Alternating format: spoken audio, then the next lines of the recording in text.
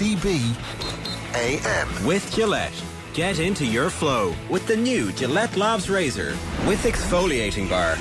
Yes, indeed. Very welcome along to OTB AM on this Thursday morning, the 16th of June. OTB AM, of course, as usual, brought to you live each morning by Gillette Labs for an effortless finish to your day. Busy show coming up for you between now and 10 o'clock this morning. Shane Hannon here with you, and I'm delighted, honoured, privileged maybe, Johnny, as well, to be joined in studio by the one and only Johnny Ward. How are you, Johnny? Who's joined us today? It's yourself, Johnny. What's the story? It's Keeping well. Good to be back in the studio with you.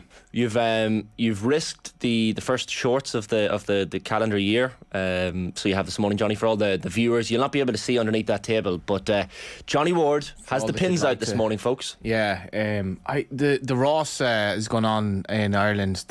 Obviously the iconic bike race, and apparently they were complaining about the heat yesterday, like when it's like 23 degrees, 22 degrees, something like. I think it's going to hit the guts of 50 in Spain this week. So but it's nice weather in Ireland, to be fair. Yeah, we've had a nice week of it, and summer's here, isn't it? I saw a couple of clips of the Ross flying past people in I think was it in Wicklow or Dublin? Was it in both yesterday, possibly? Started off around Tala, I think. And then right. I think they're going to Castle Island today, in North Kerry. So the speed these lads hit.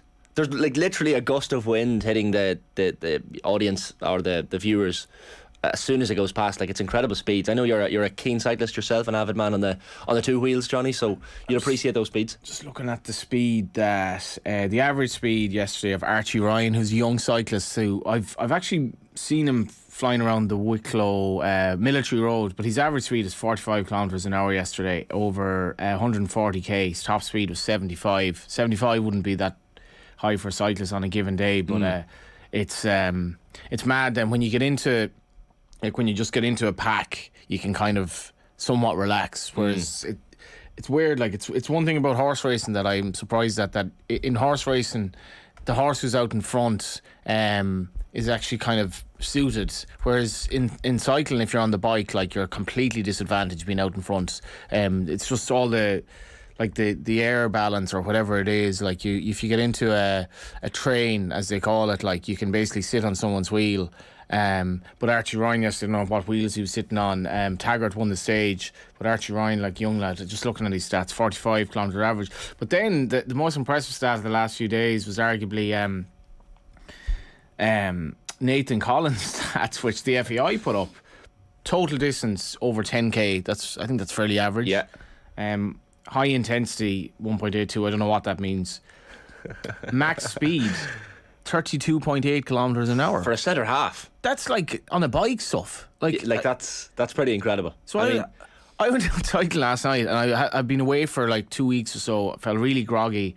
Like, you gotta go out and do a bit of exercise.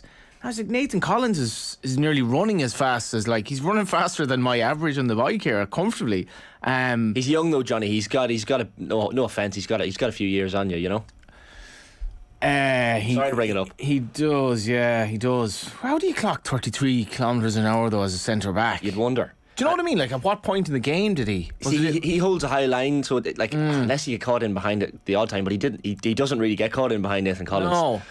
It could have been for the run for the goal, but then again, like, he's also dribbling a football at that point, so there's only a certain speed you can reach. But maybe it was the run for the interception for the goal. Yeah, potentially. I don't know. I honestly don't know. Like, that was his highest speed. That was his max speed. Yeah, I don't know. That's recorded from the Oaks. They have, but like, I'd like to know if anyone follows the data. Like, what is that unusual for a centre back? Is it unusual for a footballer? A lot was made of the goal, and spent a lot of time yesterday talking to people about the goal and the debates. Dan was on with Joe, like, what was the best goal that Ireland scored and all that. And I think it was one of the moments where, like, you know, he wins the ball back, he's feeling good about life. Beats one player, he's feeling like very good about life. Kind of beats another player, he's thinking, Jesus, this is the best thing ever. And then by the time, I think he kind of somewhat fluked the position where he got onto the striking of the ball, and then he's like, it almost probably seemed like the most routine thing in the world. And then we got into a debate on the bike yesterday about, and I kind of agreed with the lad. The lad was cycling with his ex-League of Ireland, he's a good footballer, and he said, Nathan Collins' finish, that's normal for a footballer. It doesn't matter that he's a centre back. And I kind of agree. Yeah. Well, if you look at, like, Gaelic football now, the outside the foot finish, far more technical than what Nathan Collins suggested, like from 40 yards, is normal now. Yeah. It's very normal. So I think almost too much was made of the outside the foot, because he just made it look like somebody he had was no doing choice. the He had no to choice. yeah. He couldn't go on his left, so he couldn't turn back on his right. So it was literally the only.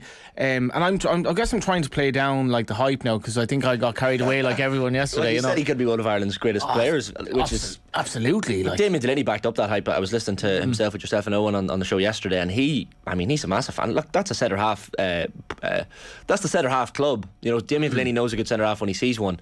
Like, do you think? Speaking of the goal, like that little touch into his knee.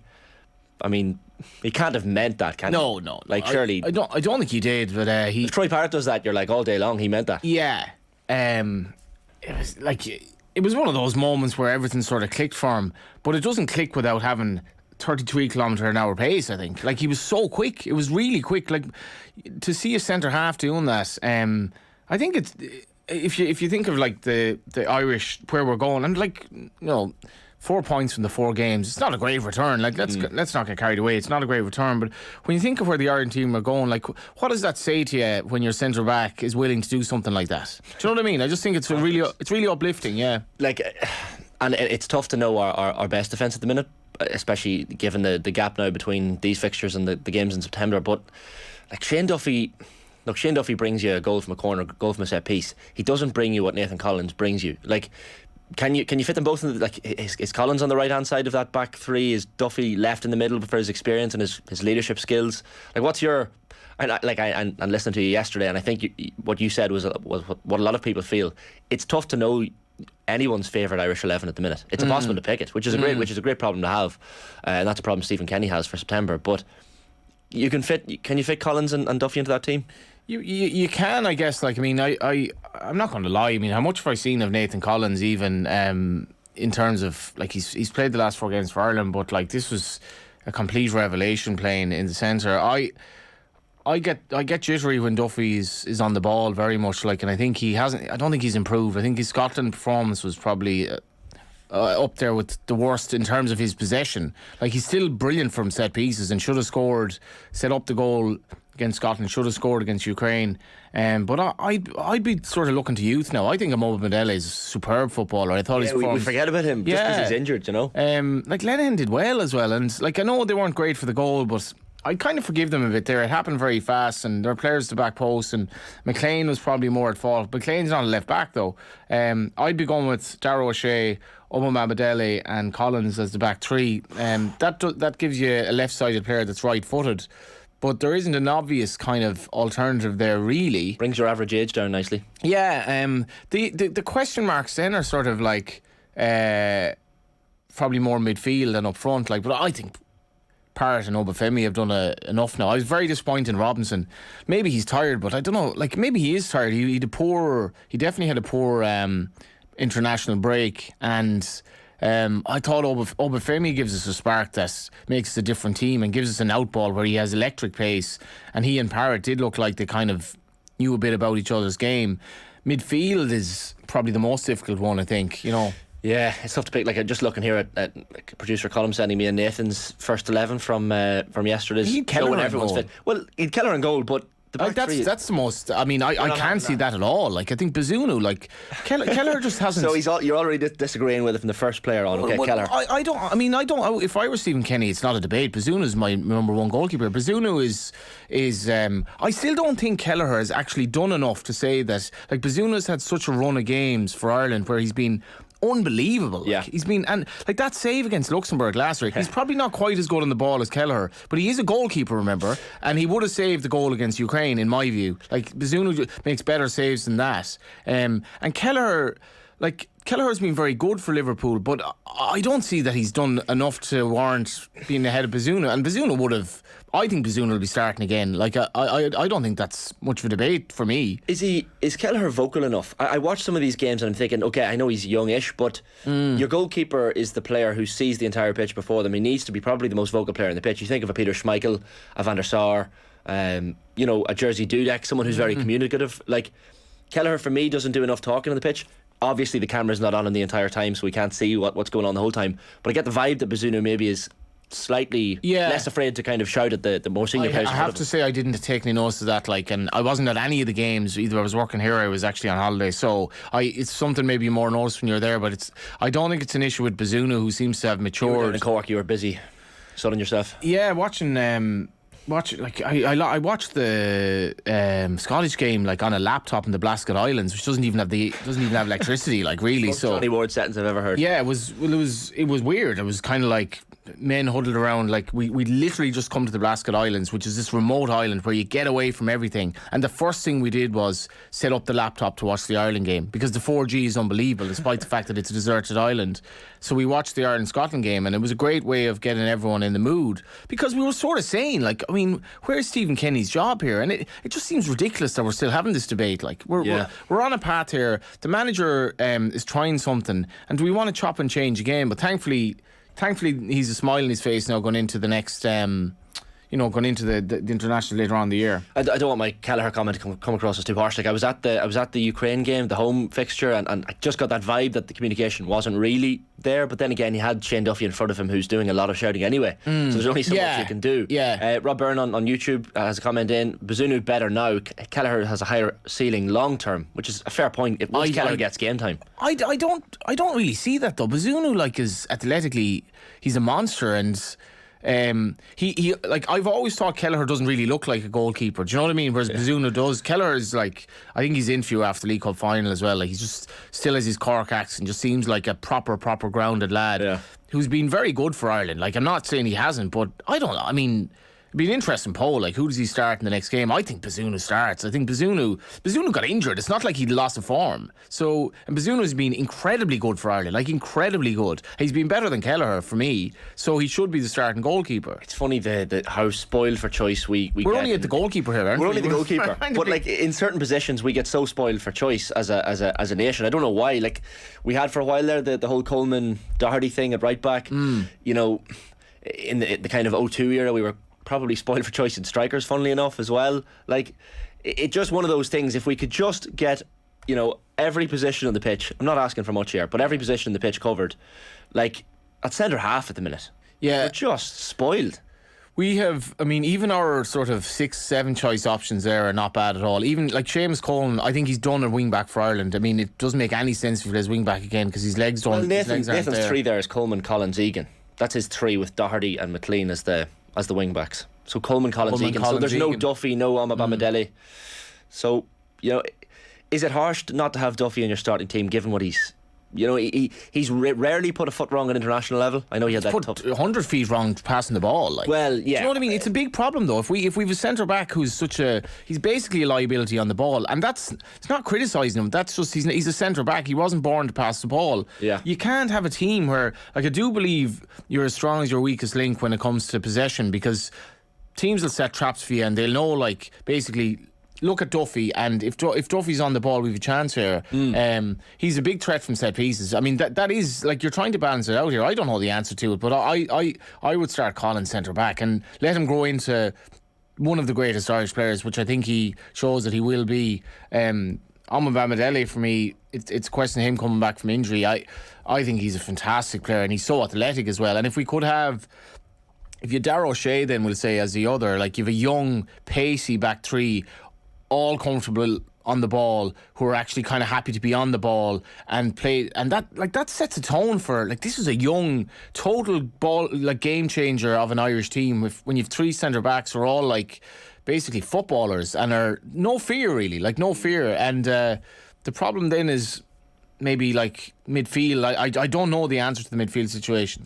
Like, yeah, they've all made a claim. Like Josh Cullen, I thought he was immense the other night. But after that, I don't know. I mean, well, Damien Delaney was making the point yesterday with yourselves, wasn't he? That, in order to have this 3-5-2/5-3-2, you need to have a lot of possession, which, against Ukraine the other night, we didn't really have. So you need a lot of the ball for that to work. Like, I know Damien is probably lodged in that 4-4-2 arena, and he likes that formation, but it's a fair point. We're going to need a lot of the ball if we continue with this Kenny style. Yeah. It's funny that he sort of, I don't know, you say he stumbled on this, but it is a change from, I think the 3-5-2 did work better.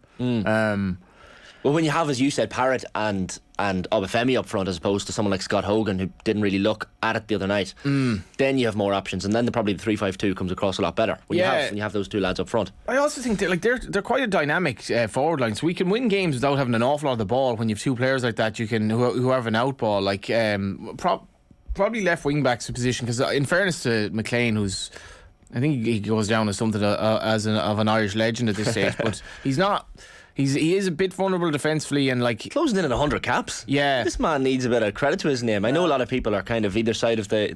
He's a bit like Marmite, but I love him. Like, I think his attitude towards Ireland. Like, I think he's a fairly one-dimensional footballer, but even some of his crossing, like, I thought improved as the 4 games progressed, and he doesn't seem to have, like Kenny spoke about this, he doesn't really seem to have slowed down that much for his age. Whereas others clearly have.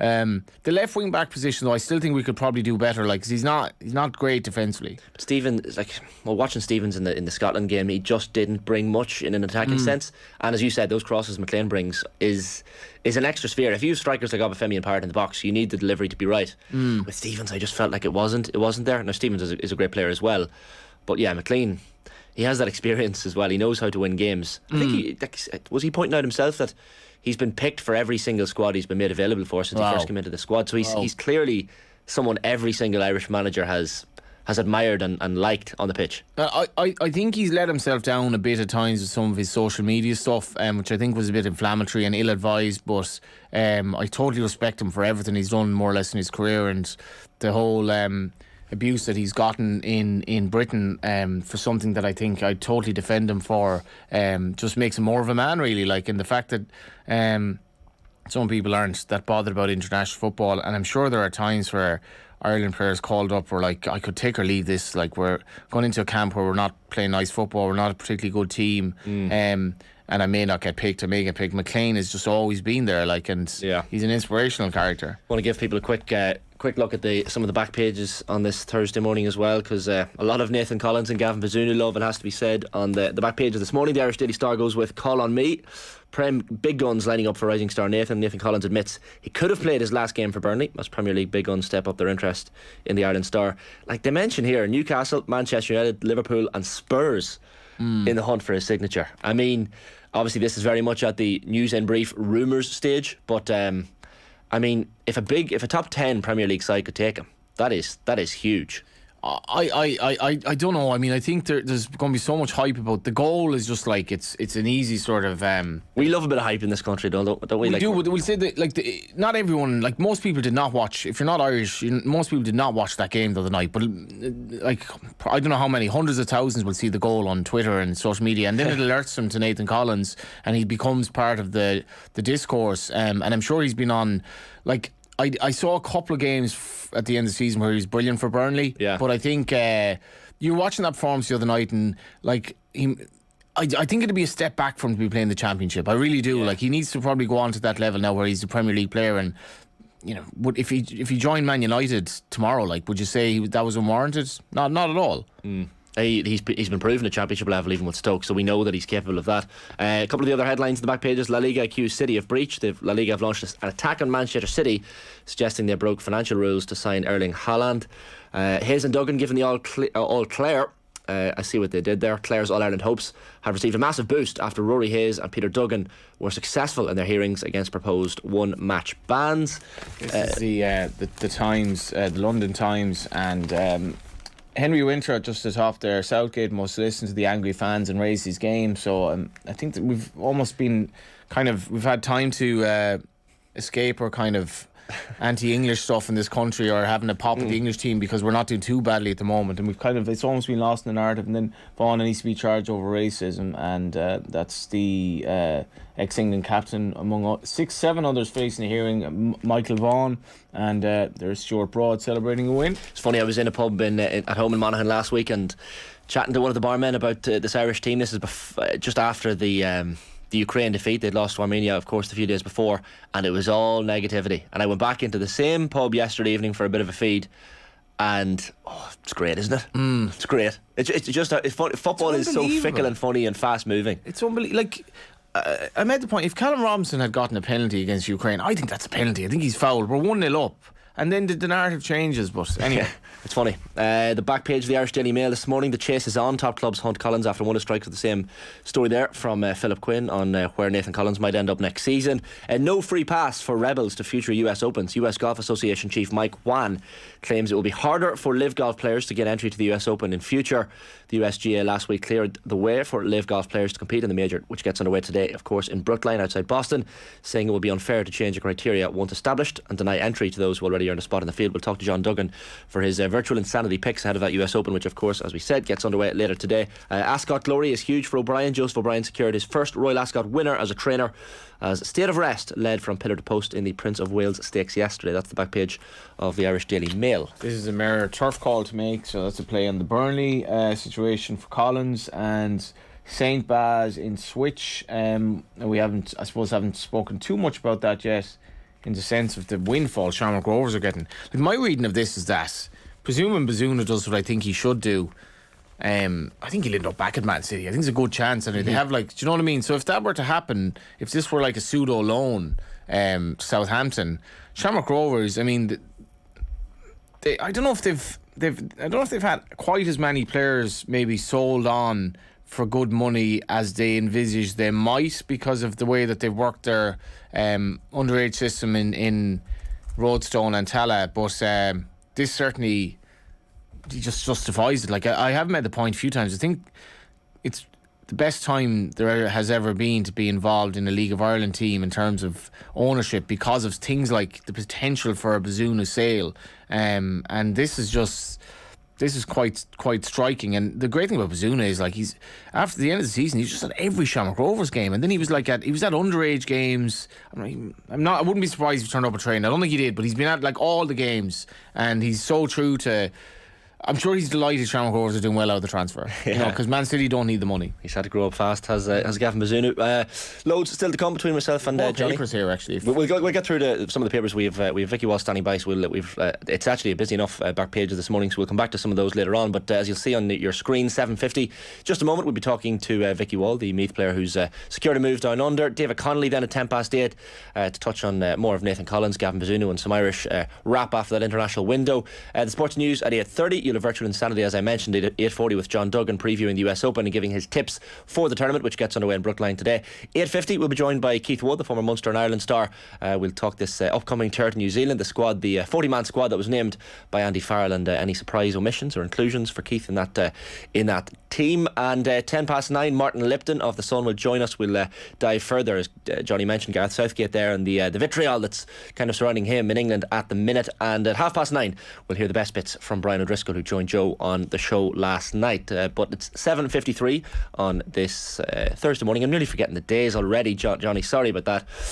But 7:50 on that. Yeah, it can happen. I've only had one coffee so far this morning. I know you're probably onto your second.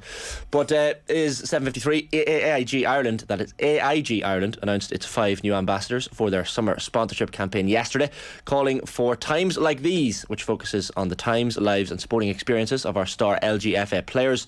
The new campaign continues to promote the AIG's Effort is Equal message, with a new series of videos focusing on each of the AIG ambassadors and their stories. The 5 ambassadors who will feature in the new campaign are Lauren McGee of Dublin, Catherine Sullivan of Mayo, Aisling O'Connell of Kerry, Amy Mackin of Armagh, and of course Vikki Wall from Meath. In addition, AIG also announced their LGFA member and player car insurance offer of 25% off for players and 15% off for all members across the country at www.aig.ie/LGFA. And we're delighted to be joined on OTB AM this morning by Vikki Wall herself. Vikki, very good morning. Morning, how are we? Keeping well, Vikki, keeping very well. Big week for you. We have the confirmation of your move down under. North Melbourne, the lucky ones to grab your signature once this season ends. But was that an easy decision to make? I know you had plenty of suitors down under, but finally you've come to your decision. Yeah, I've come to my decision. I suppose there definitely was a few things I had to weigh out. Kind of even prior to even never mind choosing a club. It was just a decision. I suppose it's not the easiest thing to leave Meath when it's going well, but I suppose it's an opportunity that I kind of couldn't pass up, and I'm looking forward to a new challenge as such. Is it nice to have Erica O'Shea? I know she's heading to the same club down in Australia as well. It might be nice to have some Irish company and girls you can immediately gel with.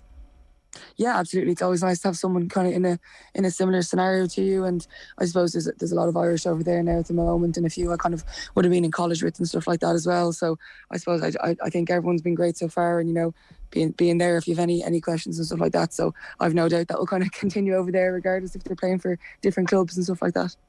Am I right in saying you were last in Australia in 2019? I know you were over for that AFLW combine a few years ago, but with everything that's happened since, with COVID, etc., you mightn't have had the chance to go back over. But it's quite hard to believe what's happened in the interim, because since then you've been named intermediate and senior ladies footballer of the year. You've got a couple of All-Irelands in those levels as well. So even since that combine in 2019, it's been a bit of a whirlwind for you. Yeah, absolutely has. And I suppose even that 2019 combine was a bit of a whirlwind. I was only there for 4 days. I had to fly back for a county final, so that was a bit of a strange one as well. I don't think I saw much of Melbourne other than the actual stadiums and stuff like that we were kind of going to. So I hope I'll get to see a bit more when I'm over there now. But it has been a whirlwind. But I suppose it's been great for me and great for my club and boy as well. Is it a seamless transition, Vikki, or do you have to, how much work do you need to put in? No, I wouldn't say it's a seamless transition. I know Mike Curran, who's over here at the AFL, he kind of does some skill sessions and stuff like that as well. But I've no doubt it would be a bit of a shock to the system when I first go over. But I suppose that's kind of half the exciting part, is that you're kind of learning new skills the entire time. And how big is it over there? In terms of the game itself?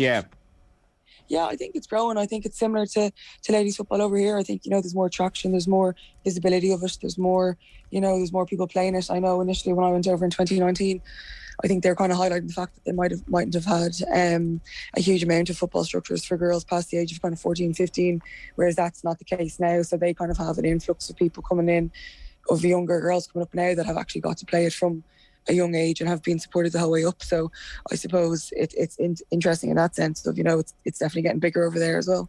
And is the likes of Orla O'Dwyer, is she an inspiration to the likes of you to go over there and kind of see how it translates? Yeah, absolutely. I suppose, you see any of the Irish girls that are doing well over there, you obviously want to go over and, do well. You don't want to be going to go over just for the sake of being in a different country, that kind of way. I think regardless of anyone that goes over, they want to still be, playing well and playing even and improving themselves. I know I've spoken to you before, Vikki, about Eamon Murray's comments. I know you're best friends with your Meath manager Eamon Murray now since, but the comments at the time were quite funny. He was saying, I'd say we're losing Vikki now in September, and I don't know how many more we'll lose. I don't know why you'd want to play that sport, because it's dreadful stuff to watch. I can't understand it. There's no skill at all. So, but you've obviously kissed and made up with Eamon since. I think poor Eamon now, I think he's got a fair bit of abuse for that one, so he didn't get any more from me anyway, put it that way. But no, look, Eamon's really supportive of me going over, and he wants us to see us doing well regardless of what it is. So no, he's delighted for me. We just when a team looks for a player from Ireland, is it sort of stats based? What do they look for? Is it all the attributes? Is it particular athleticism? What attracts them to a player like you? I don't know. I think even all of the players going over, there's very different attributes that we all have, but you can kind of, it's different positions to be looking at as well. But I think just in terms of general fitness and stuff like that, it's it was a 2.4k kind of run and stuff that they kind of do, and just different kind of fitness tests as well. And then just, I suppose, skill sessions in relation to Mike was able to get a bit of footage and stuff like that, so you can send it over to them. So they know you can at least handle the ball and stuff like that as well. They don't expect the highest of, they don't expect you to be going over with perfect ball skills, but obviously you have to have kind of some understanding.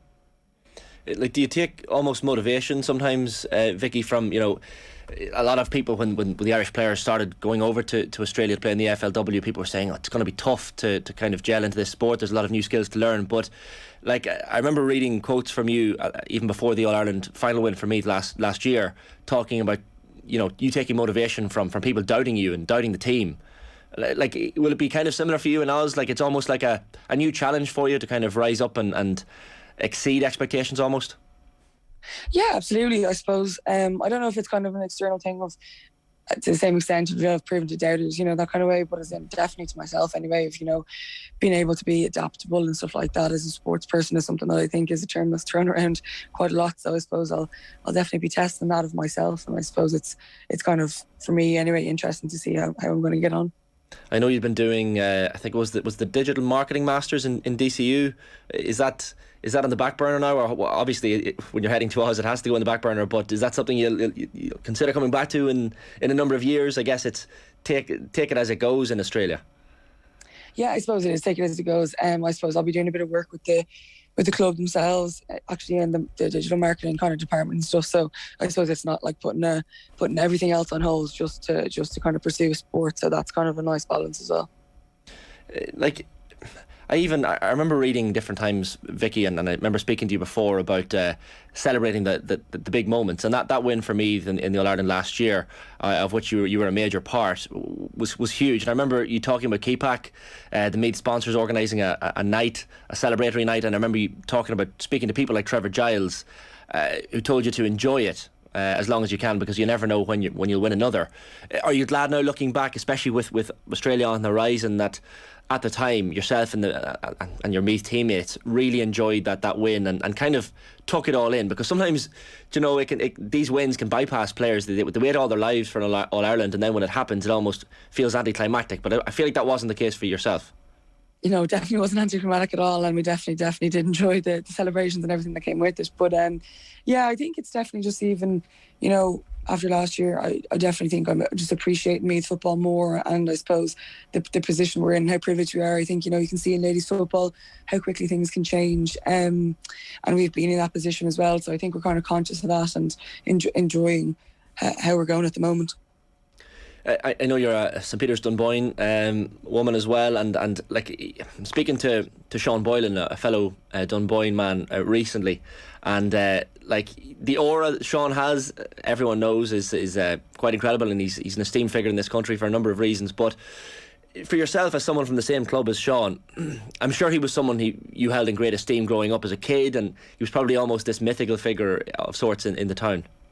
Yeah, he absolutely was. And even, any time we kind of come across him, or you've gone up to him to help you sort something out the day before a game, you could easily be there for an hour, and there's never any lack of knowledge or storytelling, which, is something you always take in. So I suppose any time you get to spend with him is good. And, he even kind of, just about even the move to Australia, he was telling me to enjoy it and make the most of it and everything like that. So he's definitely someone that we definitely all value in Dunboyne, and I think around the country. I'd actually advise anyone who hasn't read it. Arthur Sullivan, who was a friend of mine I used to work with, he did an article about Sean in the A Legend series in the GAA website. It goes back now to 2015, where Sean's dad was actually like a very, very key figure in the War of Independence. His dad had him when he was quite old in life. So Sean is like one generation from the start of the state, effectively, like Brigadier General Sean Boylan. That was his father, and he was named after him. It's an amazing piece, and Sean, he's just what a personality, what a character, and you'll have fewer better inspirations, I guess, Vikki. Yeah, absolutely. I think there's never any lack of inspiration when you're talking to him. He's a phenomenal man. He didn't have you up doing laps of the Hill of Tower like the lads back in the day? Not quite. We haven't seen that yet, but I'm sure it could be in the pipeline. It's funny, like, Sean was in charge of international rules teams that had serious hacking jobs against Australia. Some of those battles in Croke Park and Down Under as well. I mean, just battering into each other across the course of a few tests. Like, is that something that the physicality, Vikki, that you're looking forward to, that you're kind of, I'm not going to say you're dreading it, because of course you're not, but it's certainly another aspect of the game that kind of differentiates it from Gaelic football in some ways? Yeah, no, it does. I think I'm looking forward to it. I think, in the game in ladies football at the moment, it's still technically a non-contact sport, but sure, that's not true at all. But I think, even there's probably is a bit of a drive and a bit of a want for the physicality to increase, and, to be able to utilise all the efforts we're putting into strength and conditioning. So I suppose when you're going over there, you're expecting it, it's allowed, you're kind of getting used to it, but I'm sure that will even take time for me to adapt to as well. Like, it's funny, that adaptation to the sport, like, for a lot of players, it seems to happen quite quickly. Are people like Cora Staunton, or is your plan to kind of approach them as well? And maybe you already have. Like, have you got on to Cora and players who have been established over there in Australia and kind of got some words of wisdom from them as well? Yeah, definitely. I've been in touch with a good few of the girls that are over in Australia now at this stage, just even, whether it's general questions or just about, the game itself. So everyone's been really, really helpful. And I was on to Cora, and she's been a serious help already, yeah. like just when I mentioned Dunboyne there, Vikki, I'm thinking back to the All Ireland club final last year, and stopping Foxroy Cabinteely from winning that 7 in a row. And I know you had the All Ireland with Meath as well, but you hear a lot of players who've managed to be lucky enough to win a club All Ireland and a inter-county All Ireland as well, talking about how the club one feels different. It must have been quite special to win an All Ireland with girls who you've grown up playing alongside from under sevens upwards. It's probably a different feeling to the win with Meath. Yeah, it definitely is. I suppose we probably had a somewhat, I wouldn't say overly similar, but there's definitely some comparisons in Dunboyne.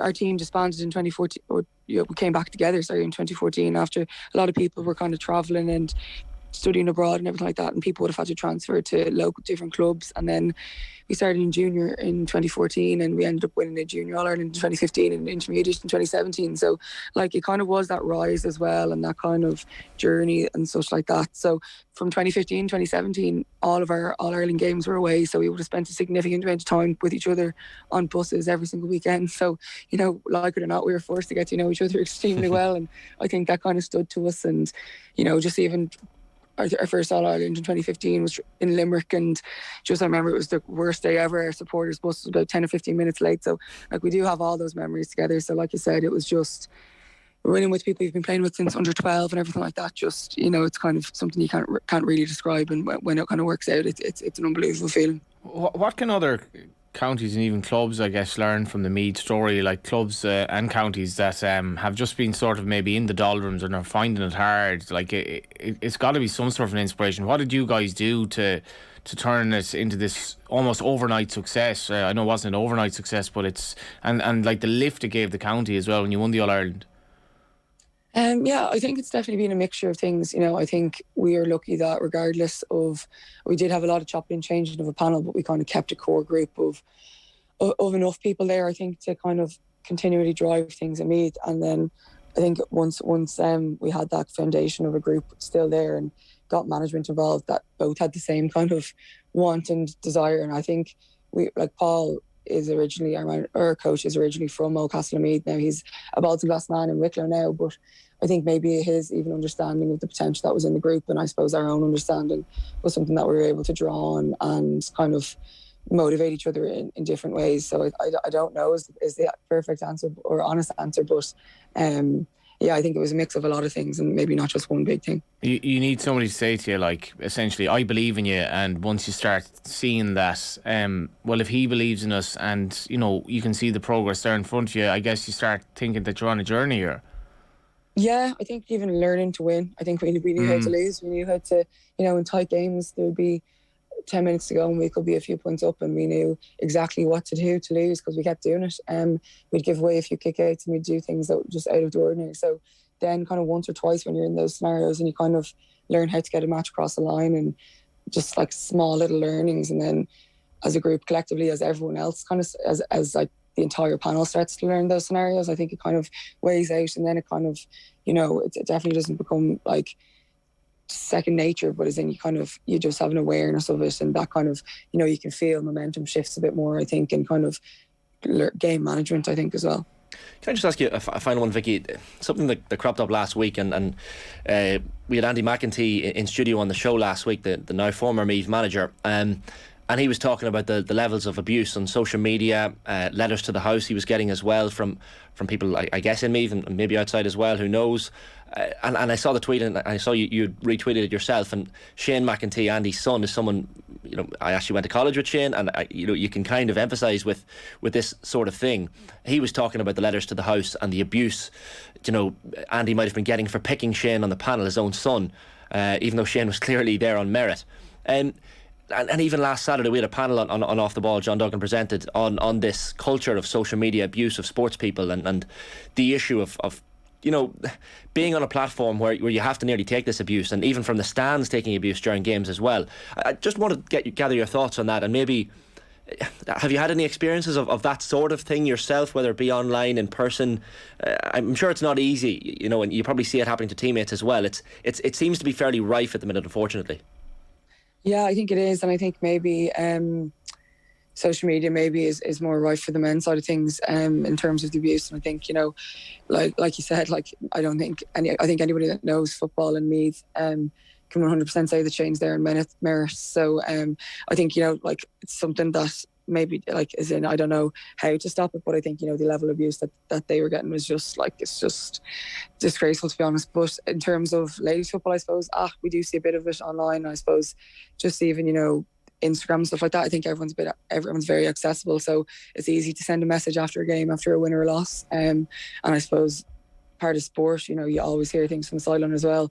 I don't know how to clamp down on it more. I suppose verification of people online is probably something to go, because I think it tends to always be people that have no profile picture and no followers and everything like that. I think it's very easy to you know, make an account and with a fake name and things like that and hide behind it. I think, you know, it's kind of the times we're in that people seem to continuously be doing that. Just get, yeah, Elon Musk is on your wavelength there, I think, or allegedly so anyway. Yeah, hopefully it improves and social media companies get their act together. Listen, Vikki, it's been great chatting to you this morning. No doubt we'll catch up with you between now and Oz. And listen, best of luck with the rest of the season with Meath.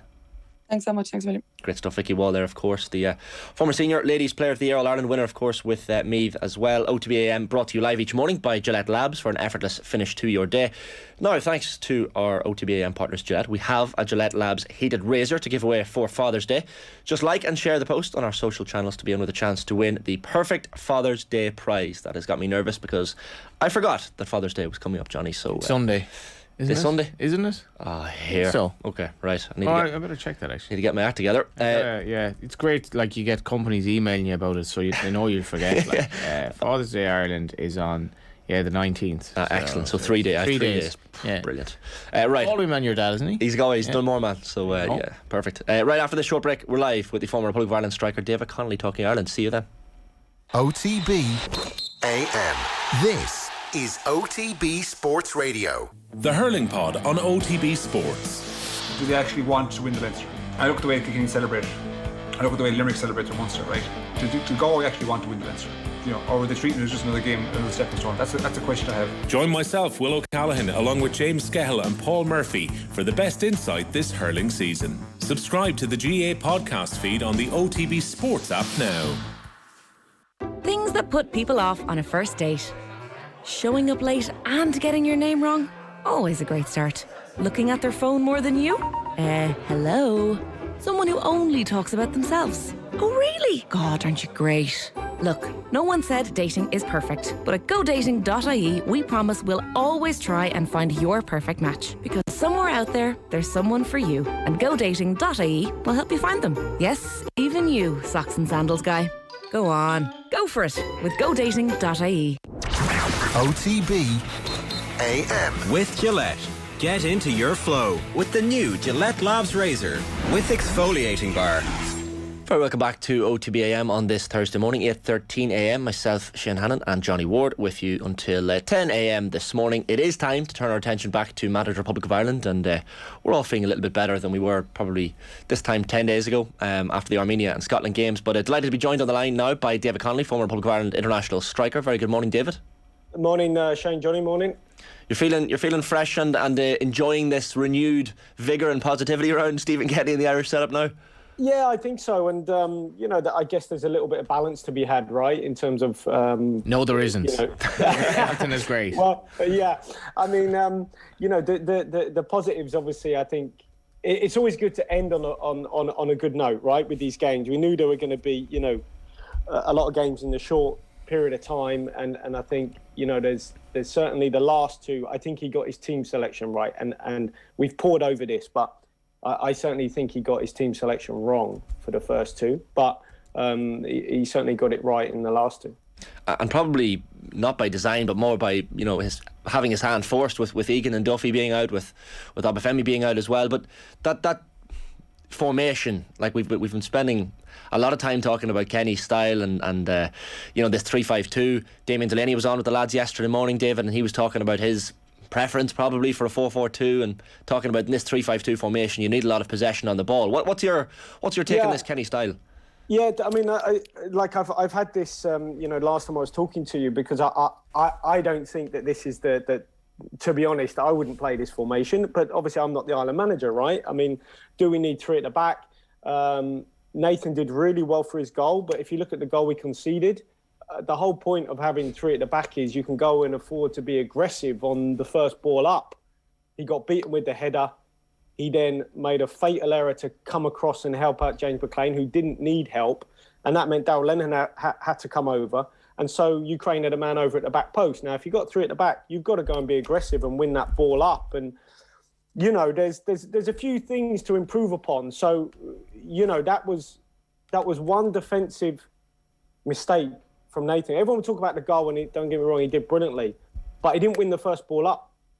And for Ireland, you know, we need that dominant centre-half. As that ball's played in the air, he's got to make sure he wins that first ball. And these are the little tiny nuances, right, that we're trying to improve upon, as well as, you know, maybe now I think Stephen would have learned that Callum Robinson probably, you know, needs to be playing football, right? You know, we started him a couple of times. I think his performances, Lithuania, etc., weren't quite at it. His shot selection was really bad, and I think he's learning all the time. Well, you know what? Maybe I'll be picking players who might have had a little bit more football. You know, and so I think he's certainly learned a lot. If this were Fox News now, we'd be like just cutting him off. I mean, it's been non-stop like loving of Nathan Collins, and here is this lad to have the cheek to come on and call him out for mistakes in the goal. It's interesting because I don't actually really remember the header. So he was beaten on the first header. That's the situation then where McLean obviously kind of is almost like he puts Yarmolenko onto his right thinking he'll get away with it, but in fairness, you are right, David, the centre backs were kind of, it wasn't, we had enough players back to actually deal with it better. Absolutely. And the thing is, it's fair enough to show Yarmolenko in onto his right, but Yarmolenko he's not quick, so he should be showing him the line. You know, he should be showing him the line, obviously not allowing him to come in field, because then he's on his weaker foot. But nonetheless, he kind of overcovered. He overcovered, you know, and allowed too much of the line to be seen by Yarmolenko. And what Nathan's doing coming across that far, you know, he should just let James McLean just deal with the danger, and then he stays in it. He had no reason to come over. And these are the fine margins, right? This is not picking on anyone. These are the fine margins if you're Ireland. You know, he'll be pouring through. Winning the first ball up, so important. Having a dominant centre-half, winning the first ball up. Let me tell you, if he was at Burnley and Sean Dyche and he didn't win that header, you know, let me tell you, in the Championship, if he is playing it, he'll have to win it. He'll have to win those balls that are coming up on the halfway line. Because if you're going to play a high line, you win that first ball up. Because if you don't, then we're out. He didn't win. He didn't. You say, though, he should have trusted McLean to deal with it. McLean didn't deal with it. No, but that's because McLean overcovered on the inside. You know, and McLean's got to back himself knowing that it's almost like Ireland's back unit paid too much attention to Yarmolenko's quality. Oh, it's Yarmolenko that's on the ball, right? You know, suddenly there's 3 players around 1. You know, and it could have been defended a bit better. But look, we're just picking holes. Like, obviously, you came on. I mean, we've been literally like 48 hours of positivity, and you were straight into it here, like bringing us back down to that horrible place called Earth. Yeah, because I want the lads to, you know, these are the bits that when if you're Stephen and his coaching staff, they'll be pouring over because they know that goal would have been avoidable. It was also right at the start of the second half. It was like, you know, almost like they were asleep or something. Yeah, because look, when you're playing international football, it's the fine margins, right? This is why we pour over a couple of bad performances, and we go through. You know, I go through shot selection of strikers or whatever. You know, look at Michael Obafemi's shot selection. He takes it on from 30 yards, but he hits the target. I mean, in a couple of the early games, Armenia and Ukraine, I mean, our shot selection was dreadful, and we barely hit the target. You know, it's improved as the games went on, but also he had the right players on the pitch, I think. I know hindsight's 2020, David, but you did mention that Kenny perhaps got his team selection wrong in those opening 2 games. Like, looking back now, what particular players or choices do you think Stephen Kenny got wrong in those opening 2 games? Yeah, it's not in hindsight, because I said this before the games. You know, 100% I would have played Michael Obafemi, and I would have played him away from home against Armenia. Ideal time to blood him and get him into the team. You got nothing to lose, and I think you play those players that have played football, coming in, and you talk to those, your Callum Robinsons, and look, you might be my number one, but you know what, I'm going to have a look at Michael. He's done really well at club level. I'm going to have a look at him, and just see how we go. So I think a couple of the positions, I think you'd look back that maybe, he didn't quite get the selection, but it's certainly not in hindsight, because I've seen Michael an awful lot, and I just think you have that bit of effervescence and someone who's coming in confident, just get him straight in the team. And Stephen said, he had to integrate. He does not have to integrate. That was he's got more confidence than all of us put together. Can I just call you on that, though? But you can't say to Callum Robinson, you're my number one, and then not start him in a game that was, as much as it was away to Armenia, we were even money or give or take to win that game. So it was roughly 50-50. And that, without bringing betting into it, it's normally an accurate reflection. So it's 50-50 we win that game. You can't say to Callum Robinson, you're my number one, but I'm dropping you. So it's not like it's nuanced. You can't quit. Yeah, it is no one. Exactly. Who's the football manager here? This is part of the job. It's like, I'm trying to be a man manager, but I'm dropping you. Yeah, exactly. That is exact. These are the nuances. Because he is his number one, right? I'm not sure he is anymore. What? Exactly. Not anymore, but he was then.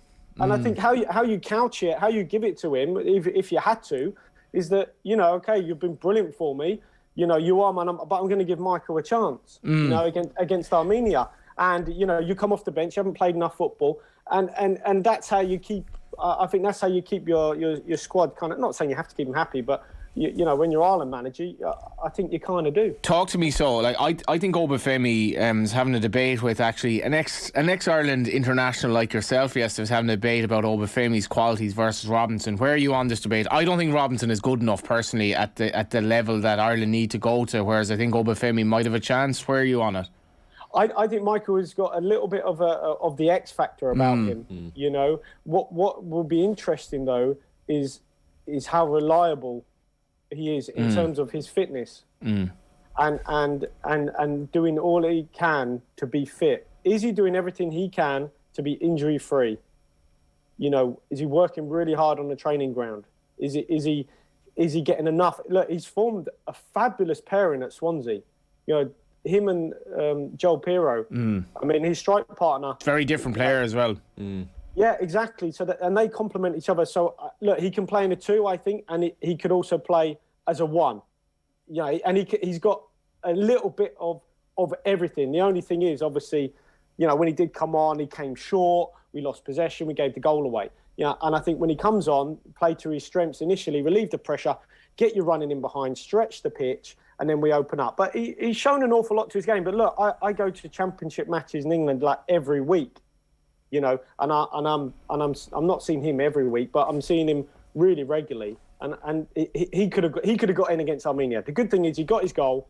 Nathan Collins obviously has come in and shown how good he is. And the midfield 3, I think, laid a marker down, right?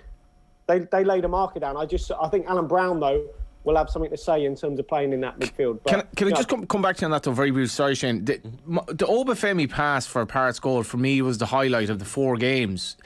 Like, genuinely, it was just everything about it was glorious. Glorious, it was just sex on a football pitch. Did that surprise you though? I haven't seen enough Obafemi to know.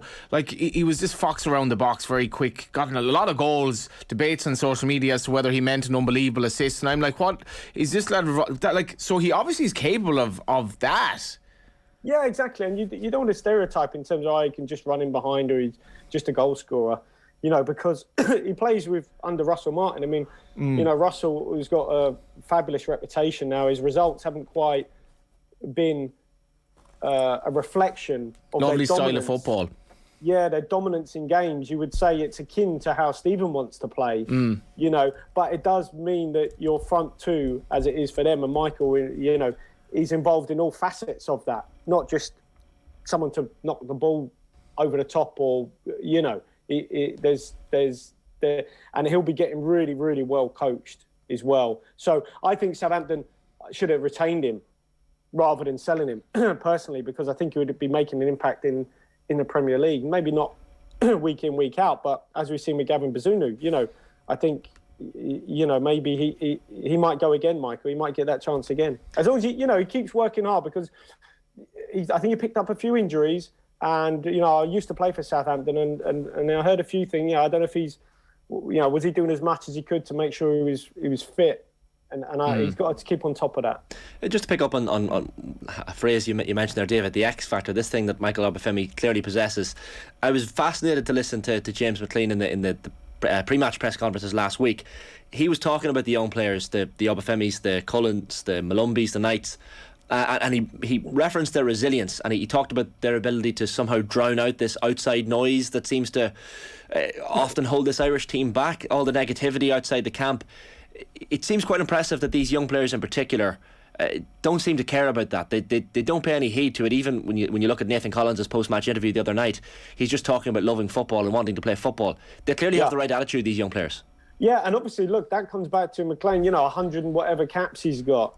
You know, within all these youngsters, there is a real place for those lads that have been there, done it all, seen it all. You know, have the experience. I remember, you know, obviously when I was coming into Iron Squad, you got, you know, vastly experienced players, 100 odd caps, 90, 80 caps, you know. And then a lot of the lads I played with end up and got 70, 80, 90, 100 caps, you know. And you hope that'll be the case for these. But you need the sprinkling of experience because, you know, say barring Duffy and, you know, you might look at the back unit at times might be a little bit inexperienced. Say Ryan Manning comes in as well. As a left wing back at times, who's brilliant on the ball. You know, you could say it might be a little bit, you know, young. You know, so you need that sprinkling of experience for sure. Is Manning in the left back picture? Because I don't know. I would. Yeah, I think he's a terrific ball player. You got to remember, he's also at Swansea, right? Yeah, like he was at. I followed his career. He's at Galway United. That's right. Yeah, never thought he'd end up as a defender, but it's just again he's not blessed with great pace, which for wing back is a problem. No, but he can play in all sorts of areas. I mean, I've seen him play in Nathan Collins' position for Swansea, central centre half. He's so good on the ball. We saw that in the Lithuania game. Yeah, he was very good, I thought. Yeah. And my point being, I would like to see him, maybe Will Keane, you know, get a bit of game time because I think over the 4 games, I was disappointed that they you know, like Callum came on again. Maybe Will Keane could have come on just to see if we've, you know, just to get more minutes in some of these boys while they're, you know, after a long sort of time together, you know, but anyway. Will Keane, Scott Hogan, these guys just outside the top tier of the Irish striking options. Like, how do you rank them, David? Are they good enough? Well, that's where I think, you know, again, we'll be getting really well coached by Liam Richardson. I think that they're going to give it a good go this season, and you know, if they're scoring goals, you know, might be Michael got in the team because he was playing well and scoring goals, right? You know, and once I think the likes of Keane are banging them in the Championship, if they do, then they'll be getting that opportunity. But I'd like to show a little bit of confidence to go that, you know, you don't necessarily need to be because you've impressed me in training and you've banged the goals in League One. Bang, here's your chance. You know, as opposed to being not a little bit elitist, but that's where, you know, I think he could have maybe played a few minutes, Will. Just looking at the back page, and you mentioned him already, David, but the back page of the Irish Independent, our own Dan McDonnell, regular on Off the Ball, has the piece on Gavin Bazunu. Bazunu moved to bring Hoops reward over the 3 million mark. So Gavin Bazunu's moved from Manchester City to Southampton, set to bring Shamrock Rovers earnings from the sale of their Star Academy product above the 3 million mark. So the club agreeing to pay a fee of £12 million that will rise to £16 million. Big move, David, for Gavin Bazunu. The right move for him. I know you're, as you mentioned, a former Southampton player. Like, if he can get regular Premier League football, there's no doubt he's our number one. No, that's right. I mean, I've seen Gavin quite a lot, and I used to play for Portsmouth, so I've been down to Fratton Park.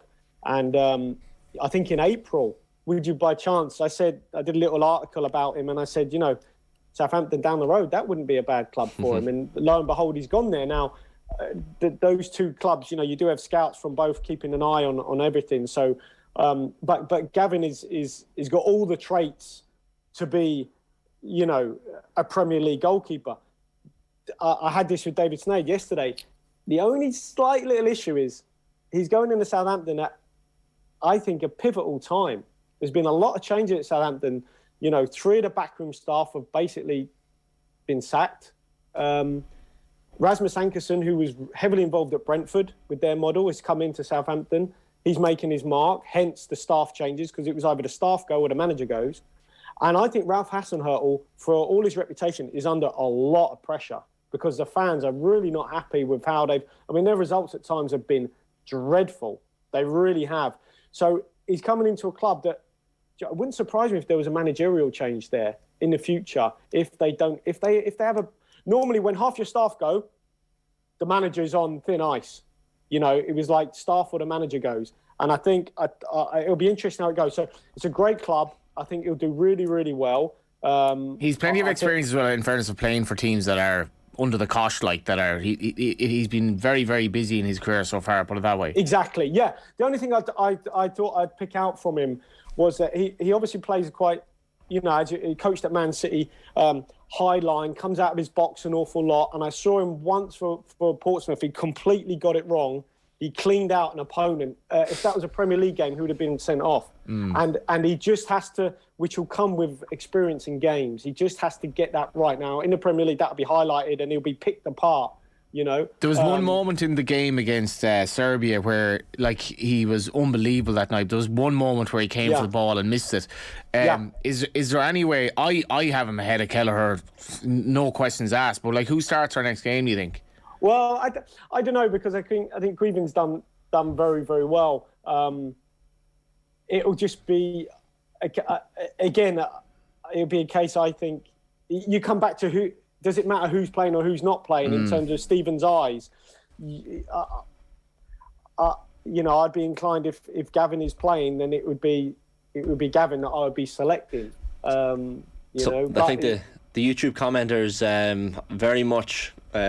getting to you, Johnny, here. Niall says there's no dislodging Johnny from Bazunu. He's dying in that ditch.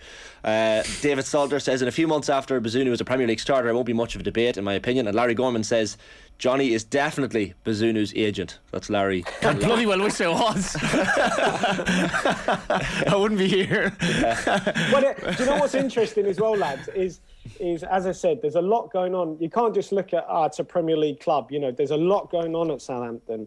And I'm sure it's the right club, but it's not a club that you would say, like any, I guess it happens a lot in the Premier League, managers and how secure they are in their position. But, I think there might be some changes at Saints and how that impacts on Gavin. And maybe he'll just get on with it. As you say, he's used to it, But what I mean is, would there be another club? Would there be, I don't want to sell himself short to going into a club that looks like the manager might change in time. So if you're his agent, you might say, if there was a couple of options, was Southampton the right one for what's going on in the background? Because they've had an awful time with their ownership and everything, which can make for a little bit disharmony. There's obviously no vitriol, David, for players that it's not a Liverpool-Everton thing when a player plays for Southampton and also Portsmouth. They love him. The Portsmouth players and fans love him. Player of the year. There'll be nothing. Or they'd say they'd wish him luck because they're not operating at that level. So they only have the best wishes for him. He's done brilliantly for them. It's funny for someone so young. We were talking earlier at the start of the show, David, about the goalkeeping position being one that you need to have someone who's vocal, who's communicative, who speaks to the not only the back four in front of them, but they have a full picture, a full view of the pitch in front of them. So it's important for that keeper to be quite communicative. Do you think do either Kelleher or Bazunu stand out for you as being maybe stronger in that department, or? No, I when you look at Gavin, he's pretty impressive in terms of his size and his physique. He looks like it's hard to say what does a Premier League goalkeeper look like, but he has that stature in terms of his size and presence. Even I've seen him walking pre-game. He's looks as fit as a butcher's dog. Even as a goalkeeper, he just looks. The way he carries himself, he's very impressive. And he might, whether he starts the season or I guess a lot will maybe happen in pre-season. Who gets the number one? We'll have to wait. So, Ralph Hasenhüttl at times has had a particularly stubborn nature about him. Shay Adams, I'll give you one example, which, is to think about. Shay Adams went away to play for Scotland, right? And because he wasn't at the training ground, when they came back, he started on the bench. And the reason was Ralph said, well, you know, I was able to work with my players on the training ground, and I went with the players who I felt could get more out of. Now, would that go against Gavin at times? You know, because Shay Adams should be starting for Southampton, you know, every day of the week. But he was left out because Ralph covets that work on the training ground so much. And as I said, I know people there, so I know, you know, this is factual. So what if Gavin's aware of Ireland and he comes back, would that be held against him? You know, there's little things that Ralph Hasenhüttl does that, you know, might you know, grate against you, I think, at times. But we'll have to wait and see. Yeah, a couple of comments coming in. Peter Kelleher says, or Peter M says, Kelleher is a better keeper. People seem to brush over the mistakes Bazunu has made, like leaving the ball roll through his legs, and was lucky went out for a corner in previous game against Portugal. David Kearns says, great to be in a position to debate who's the best keeper, as opposed to we desperately need to unearth the keeper. And that's a fair point, isn't it? Like, geez, keepers and centre backs, like, we're done for the next like, we're honestly done for the next 15 years nearly. You've enough of them. You know, what did you make, David, of Nathan Collins? It was only a passing comment, talking about how tired he was. Well, he was asked specifically how tired he must be after playing all 4 of these games in this window.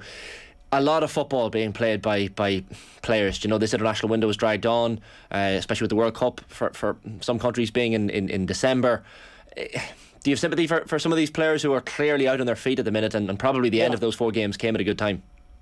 Yeah, I you know, absolutely you do, because you know that they obviously have had a lot of football, and people say, you know, it's great to be a, you know, a football player and be playing so much.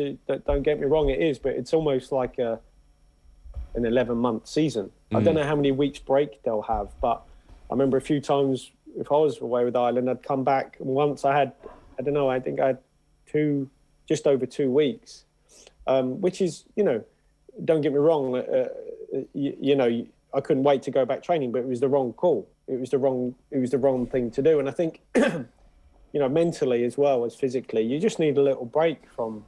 But this is where the managers of their own clubs can still bring in and have a mandatory, right, here's your 4 weeks break. And then also what Sir Alex Ferguson used to do really well is during the season, he'd give certain players breaks. You got to use that wisely, right? That time when you can. You got 3 or 4 days off here, you know, right, go away. You know, you might have had less time in the summer because you've been away, but, you know, here's your little break in, I don't know, September time or whatever it may be. But that comes down to your individual, that's the nuances of managing. Remember Fergie used to do it. You'd see, I don't know, Schmeichel off at the beach in whatever time of the year and whoever it may be. And that's where you got to manage all these individuals, you know, really, really, really well, because they do have a lot of football. It is kind of 11 months a year, you know. Can I just ask you a completely random one here, David, before we finish? And this just popped in my head, and this is coming at you from left field here. But so I'm having the opportunity next month. So I'm going on a little bit of a holiday myself, and part of that trip is going to take me to Denver, Colorado, where I'm going to be sitting down with 2 actors, Charlie Hunnam of Sons of Anarchy fame, and Elijah Wood of Lord of the Rings fame. And in my research for this, I decided for the first time in years to stick on Green Street. Of course, a football cultural phenomenon. I hadn't seen it in years, and there is, and you'll probably know where I'm heading with this, David, but there's a scene in the movie that's clearly in the old bowling ground or Upton Park, and I was like, that looks like a real match they're at. The actors are clearly at a proper game. Researched it afterwards. March 27th 2004, so 18 years ago. The match was West Ham 2, Gillingham 1. I recognised a few of the players, so I saw Bobby Zamora, I saw Michael Carrick, I saw Matthew Etherington, Nigel Rio-Coker, and I was like to myself, I'm nearly sure that was David Connolly's head that just popped up. Sure enough, I looked up the starting lineup. David Connolly, you starred in Green Street. Yes, well, it's a kind of I was a very small minor role. You were on the screen though. That's a cultural phenomenon. Very minor role. I mean, I do remember that, and you're probably one of the many. Well, I think it was. Did it go straight to DVD? Did they bung you a few quid for your role? Did they? Yeah, no. If If only. Shame. It was.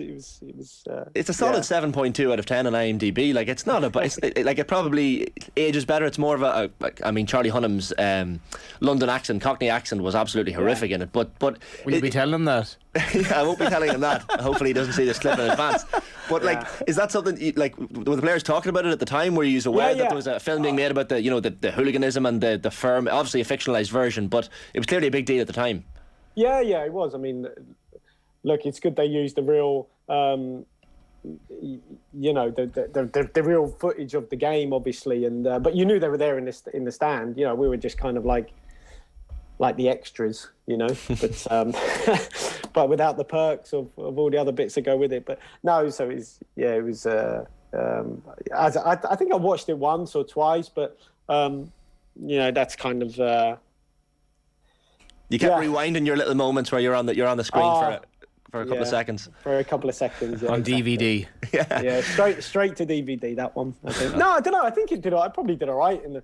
Can't remember. It's been a while, whatever. You've literally kiboshed your meeting with the lads now by calling out accents and stuff. I know. I mean, you better not put. They were both fantastic. They were Elijah and Charlie. You were both great in the movie. So hopefully they see that part of the clip. How was David Connolly?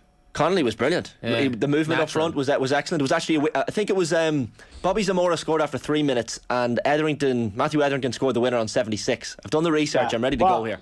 I mean, I used to room with Matty, and he'd phone. We'd go at like 3 a.m. and you're like, Matty, we got a game tomorrow, but I had to leave him. We had a bit of a separation, me and Matty. So he was some guy, but. A good lad, but you probably wouldn't want to. Well, you've left that one open anyway. Yeah, exactly. I have no idea where you're going with this. We had we've had the comment on the bear behind you, David, for a number of times on the show. Fergus Keogh commenting, did the bear behind you have a late night, David? He's one of the. It's like Will O'Callaghan's dog. He's one of the mini celebrities of the background zooms on Off the Ball. Yeah, that's right. I mean, he's kind of, that bear's bigger than my son. This is my son's room, but. Yeah, so I hope your son's in a better way. He looks a bit dishevelled. He does. He's had a late night, but fair play to him. Listen, it is good to as bad as you may look on a given day, just put a extremely drunk / tired looking bear behind you. It makes you look better. Puts it in context. David, brilliant stuff as always. Thanks a million for your chats this morning. Cheers, guys. Take care. Great stuff. David Connolly there, of course, the former Republic of Ireland international. It is 8:42 a.m. on this morning's OTB AM, and it is time for the US Open Virtual Insanity.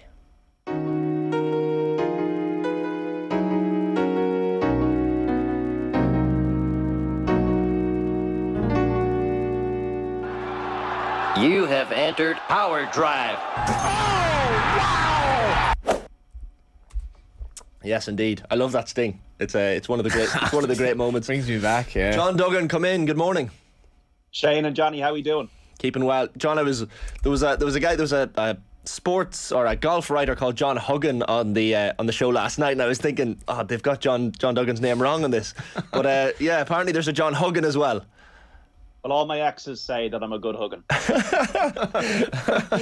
You must have been prepared for that line, to be fair.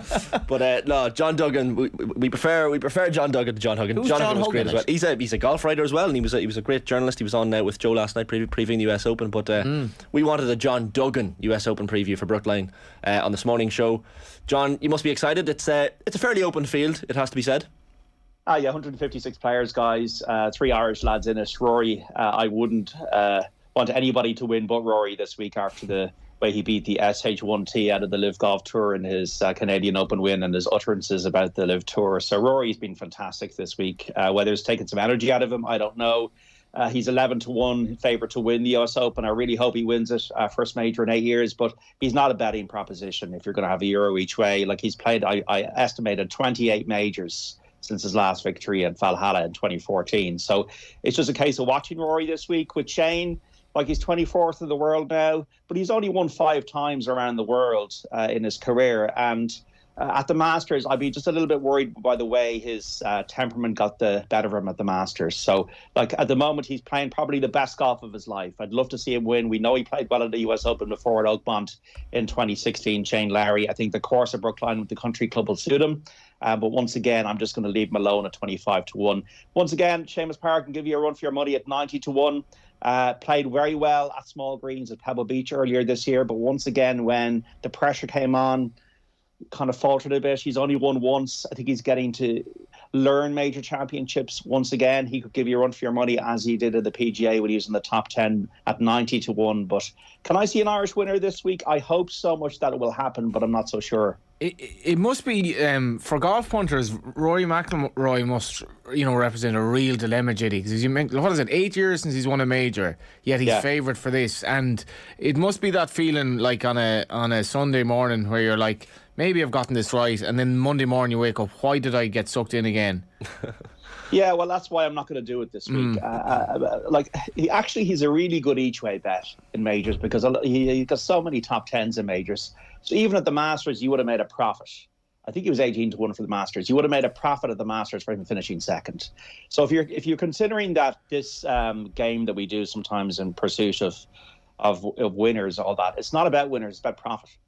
So it actually, Virtual Insanity started with 1,000 virtually. It's exactly 1,000 virtually as we come to June. So it's been a funny up and down year. So, but we haven't lost any virtual money. So, like, there's two ways looking at it: that he's just going to flatter to deceive and disappoint you again. But on the other hand, if you're backing him each way to finish in the first 8 or 9 or 10, you'll probably make a profit.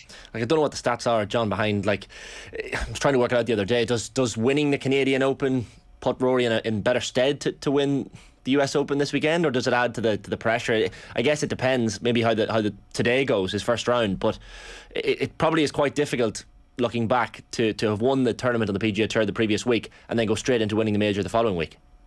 Yes, I read a stat, I think it might be relating to the US Open, that it's never happened before, and that Arnold Palmer was the closest actually at Brookline back in 1963. So Rory, though, in 2014, when he went on the streak, when he won the Open in Valhalla, he won, I think, 3 times out of 4. So Rory does have the ability to ride streaks, and you see it in his body language. You see that kind of gait in his walk, the way he's like the Pied Piper and smashing the drives like PlayStation-wise down off the tee 300 yards. And that, like, his driving is such a huge thing for him because it puts him in a position to have a platform to attack courses that other players are finding more difficult. So to me, it's all about mentality with Rory. It's not about his game. It's about those 7-8 foot putts for par, and it's about him having momentum. So do I think last week is a negative? No, but I do think the US Open is a brutal test of anybody's mind as more as their game. And like, to play last week, to have all this being the front man for this PGA Tour battle versus Liv, Rory needs to have 3 good rounds, and at the moment in majors he hasn't been doing that, so that's why I'm going to avoid him in terms of tipping him. So as you mentioned, John, €1,000, and you've broke even for Virtual Insanity so far this year. 11:45 a.m. start for the tee time, so we're just 3 hours away from the opening round getting underway at the US Open in Brookline. Your headline selection, and I know I saw yourself defending this pick because people giving you grief, and you were pointing out that Patrick Cantlay at 28-1 is an insult in terms of odds for him. He's a man that you've backed before, but surely this major win is not far away. Well, people say that he's a guy that doesn't have a major pedigree, and he's only 30 years of age. He had, I think, 3 to 4 years out of the game with a back problem, and he had also, his caddy and his best friend died. So he had to come back from a huge adversity, Patrick Cantlay, to become a player again. Like, he was the top amateur in the world a decade ago. He won the FedEx Cup last year, so he's the best player of the PGA Tour last year.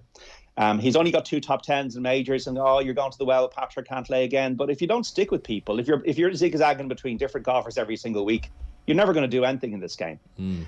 So Patrick Cantlay, I think now he's come into 22-1 since I put him on the blog there a couple of days ago on OTBSports.com. Like, the only reason I don't think he's contended in majors is a lack of reps, as he would say. He hasn't played in that many majors relative to other players. He's had 7 top 10s and 12 starts this year.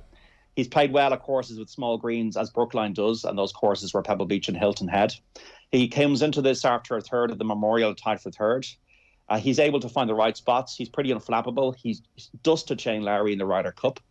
And I think winning the FedEx Cup last year and facing down John Rahm shows that he's got chops to be the man in a battle. And he's won Jack Nicklaus's tournaments, the Memorial Tournament, twice in close finishes. So I think in over 20 to 1 to finish in the top 9 for the guy who's the 4th best player in the world rankings, I think is an insult. And I think he's going to contend this week. He starts early today. We'll know pretty much early on if he's blown it again after his missed cut of the PGA and his 39th at the Masters. But for 15 each way for virtual money at 28 to 1, I think Patrick Cantlay is a strong headline tip. It's funny as well, like watching Rory speaking to Justin Thomas after the end of the round of the Canadian Open, saying let's do this all again next week. You know, facing down a player like that, and Thomas and himself were level, I think, wasn't it, with a couple of holes to play. Rory's the one who gets the psychological edge and gets over the line with a couple of birdies. Similarly with Cantlay, as you mentioned, like to have faced down John Ram and come out the other side with a win, those sorts of things stick in your head, and you realise coming down the last, if you're up against one of the big players in the world, knowing he can do it is a major thing. Yeah, he shot a 64 to win the Memorial Tournament in 2019. He then won the Zozo Championship, beating Thomas and Ram. And then Ram put him under pressure all the way through East Lake last year in that Tour Championship. And Cantlay faced him down, especially on the 18th hole. So I don't think temperament is an issue with Patrick Cantlay. And there's no real weaknesses in his game. He's an excellent putter. He's brilliant around the greens, which you're going to need this week because these are small greens. And I just think the key thing about Patrick Cantlay is he has the ability in his mind to find the right spots around the course and plot his way around the course. And I think that's what's required this week. Very quickly, John, you might just run us through your other selections on Virtual Insanity for the US Open. Well, Xander Schauffele is a good pal of Patrick Cantlay's. He's 25 to 1 for 5 each way. He's the Olympic champion. So once again, he's had a big test in his career and he's passed it. Look at his US Open record. Tied 5th, tied 6th, tied 3rd, 5th and tied 7th in all of his starts to date. He's a US Open specialist. He's a good driver of the golf ball. He played well at the PGA. He's got a bit of stardust, I think, than Xander Schauffele. I think he's a good each way bet. Sung Jae Im of Korea for 40 to 1 for 5 each way. A relentless worker. He lives in the Holiday Inns. That's what the joke they make about him, because he's out there every single week. 3 top 15s in a row coming into this. 12th off the tee in strokes gained, and also 5th around the green. Brilliant ball striker. If the putts drop, Sung Jae Im can win this. And finally, Listowel in Ontario. I don't know if the Kerry people know that there's a place called Listowel in Ontario.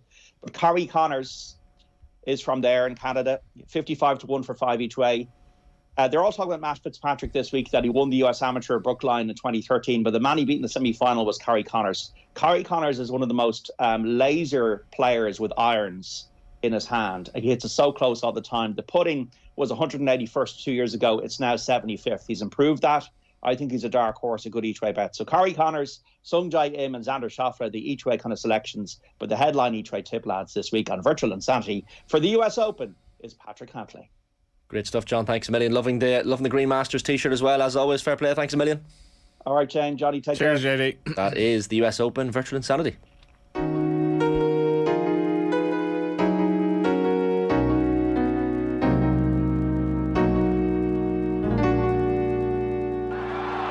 You have entered Power Drive. Now at 8:52 on this Thursday morning OTB AM with myself, Shane Hannon, and Johnny Ward. It is time to say a very good morning to the former Munster and Ireland international Keith Wood. Very good morning, Keith. Morning, Shane. How are you? Keeping well. I know you've had a busy week. You've had of all things, a Lions reunion this week. I know, yeah, Lions reunion, 25 years from 97, which is it was wonderful. Actually, we're over in England, and we had the vast majority of the squad, coaches, support team were there, so it was wonderful, actually. Poignant and wonderful in equal measure. There was no getting back on the pitch to kind of recreate some of those big moments from 97. It was all, I'm sure, off-pitch antics. Yeah, there were far more creaking bones than we had then, maybe. But it was, it was. Look, it was you have to mark those moments of your life, I suppose, and it was really interesting. We had poor Tom Smith, of course, passed away a couple of months ago, but his wife Zoe was over, which was amazing. And of course we've Doddy with motor neuron disease, and he's fighting the best fight. I think he's raised for motor neuron in 13 or 14 million at this stage. It's been quite extraordinary. So you have to take all of those opportunities to try and remember those great days, those great people. But it was extraordinary seeing guys that you haven't seen. So I would have seen some of them over the years with the BBC and kind of on that little bit of a circuit, but there's some guys I hadn't seen for 25 years. So it's still great to see some of the passion burning bright in it. I had the most wonderful conversation with Jim Telfer 82 years of age, and I reckon he could still marshal the troops if he had to. The obsession and passion he still had was burning bright. Doddy's been some inspiration, hasn't he? Like, I mean, I suppose it's been brought to the fore by Charlie Bird in Ireland of late, but prior to that, even Doddy's just, I don't know, I can't think of another word actually, just inspirational. Yeah, I don't know how long Doddy has it. They call it a 3-year disease because most people don't survive past 3 years once you get it. Doddy is, I think it's about 6 years now for Doddy, and he's extraordinary. His family are extraordinary. His wife was with him, and one of his sons, which, you know, it just kind of partly shows some of the family that has to be part of everything that has ever happened for anybody's life. But his courage is pretty extraordinary. But more than that, it's the smile. I mean, he's got this ludicrous grin and twinkle in his eye, and his speech is more halting now than it has been, but there still is pure humour in it. He wears it with an awful lot of grace, actually, and it's amazing to see him. It really was. It's funny, like the old cliche, Keith, like you don't know what you've got until it's gone, and even, you know, when you're in that moment in 1997 on that Lions tour, you're in the heat of the battle. You're probably not thinking about, you know, looking back quarter of a century later and enjoying those times that you had. But when you're sitting there at a reunion and you're seeing people like Doddy and having conversations, as he said, with people like Jim Telfer, it must put it all in perspective for you. Like you kind of appreciate what you had at the time. Well, it's a little bit surreal. We were kids. We were 25. Well, I was 25. There was some of the guys were like Eric Miller was 21. Matt Dawson was maybe 23, 24, Jeremy Davidson the same. There was a huge amount of young guys in that team. You kind of forget that afterwards. And it was important. It was an important part in our life, and you could see the level of emotion that was there for everybody. I mean, we're always kind of on the verge of an old tear, and there was the hugs and cuddles as you'd see every single time. It was just... And it was different. So we're all there with our wives, our partners. It's all, it's just nice, and you know, it's a nice part of our history. It was a thing that was great 25 years ago, and it's a shared experience. Ian McGeechan had said a long time ago in that Lions video, but well, I would have said he said it to us, but it came out in the video that, you know, there'd be a time in 20, 30 years hence where you just, you know, you'd share a look across a room sort of thing. It was incredibly evident over the last few days, so it was fantastic. Yeah, he clearly wasn't wrong in what he said. Like, very few Irish players on that 97 British and Irish Lions squad. You had Martin Johnson leading the surge as captain. Like, I'm thinking to, you know, Paul O'Connell, the great videos of Paul O'Connell in Lions dressing rooms rallying the troops. 97 was a different era. You don't have the cameras in the dressing room. You didn't have the social media age either. So a very different feel. But what was Martin Johnson's leadership like in that dressing room in 97? Yeah, well, we did have cameras because we had the video that was in there. Not as you'd see it live, but we had that Living with Lions video that came out afterwards. We had.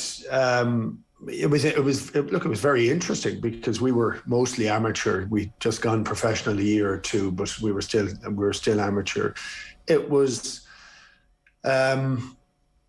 different because, you know, you do an awful lot of things right and you do an awful lot of things wrong, and you look back at it 25 years afterwards and you say, what would you do differently, and all that sort of stuff. Jono was an unusual character. We'd 4 Irish guys: Wally, Eric, Jeremy and myself. And we would have followed Jono anywhere because he had a very calm authority. He didn't talk a huge amount. He actually didn't like talking, and he didn't think some of the other players would listen to him from the other countries. So he was quite happy for me to talk a bit. I was Irish captain, for Delalio to talk, for Rob Wainwright to talk, Ian Evans.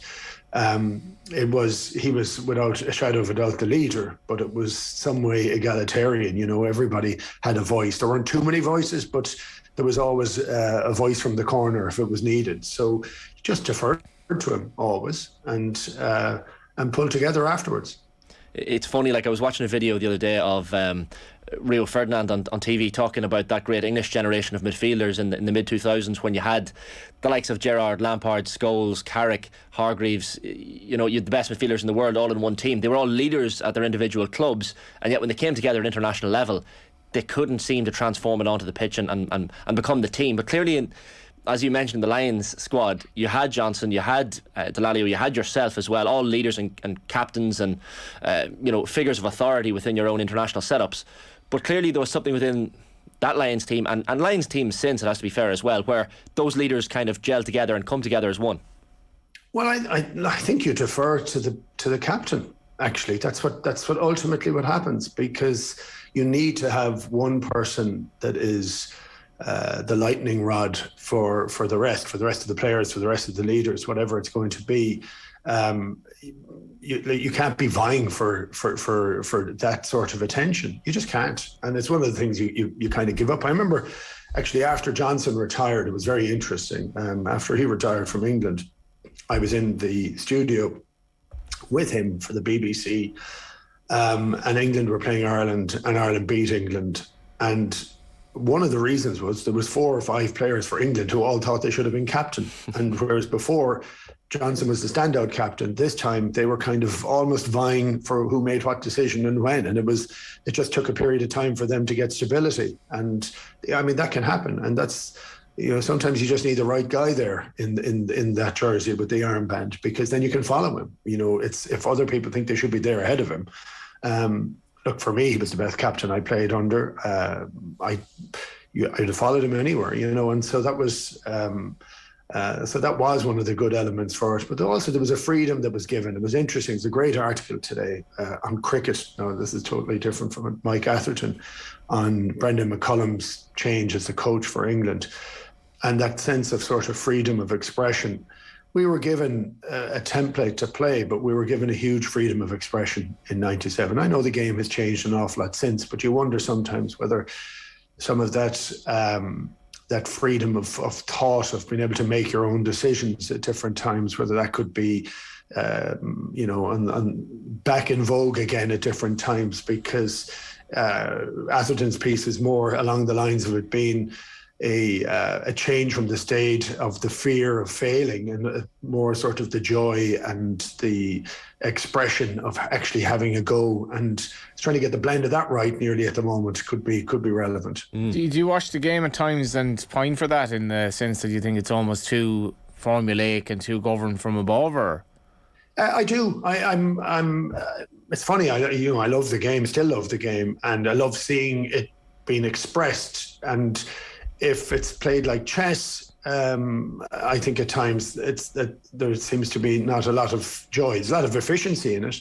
And I just feel sometimes under huge pressure, we tend to revert to slightly more conservatism, whereas you'd like to maybe revert to more freedom for it. And I wish I did it myself, actually. So it's criticism on myself. I wish I'd enjoyed a bit more without having to take as much of the pressure that was there on it. I'd love to see, there's been a lot of talk recently about, partly because of Rassie Erasmus and the Lions tour last year, which was just rubbish, with, running on, telling everything. I don't think anybody should have an earpiece going on there. I think water boys should be water boys like ball boys are. I don't think you should be directing the game from the sideline. I think that should be left to the players on the field. You want the leaders on the field to come to the fore and let them make their own decisions and rise or fall by it. Are Ireland different, like post Schmidt, in that regard? Are they a little bit more sort of liberal or a little bit more free spirit? I think they definitely are. I also think that I don't know that we could have been freer if we hadn't been through the Joe Schmidt era. I think there was a sense of discipline and attention that was very necessary. And I think Schmidt did an extraordinary job. But I think you can only do it in that fashion for so long. I think it then becomes harder to be energised by it. And I do think that Ireland have been energised by it. And I will say, it's funny when you're looking back, because if we do a bit of a reflection on our season that we've seen from the provinces, that Munster for me have been too prescribed consistently. I thought Leinster and Ulster, who have had phenomenal seasons, like really, really good seasons until the last couple of weeks. And it's whether they reverted to try to be more conservative at that stage or not. But I felt that they didn't play to the standards that they could have played in the last couple of matches. Now, they were put under huge pressure to do so, but it seemed as if they tightened a lot at that stage. And again, that's that piece of freedom where you'd like to try and get to.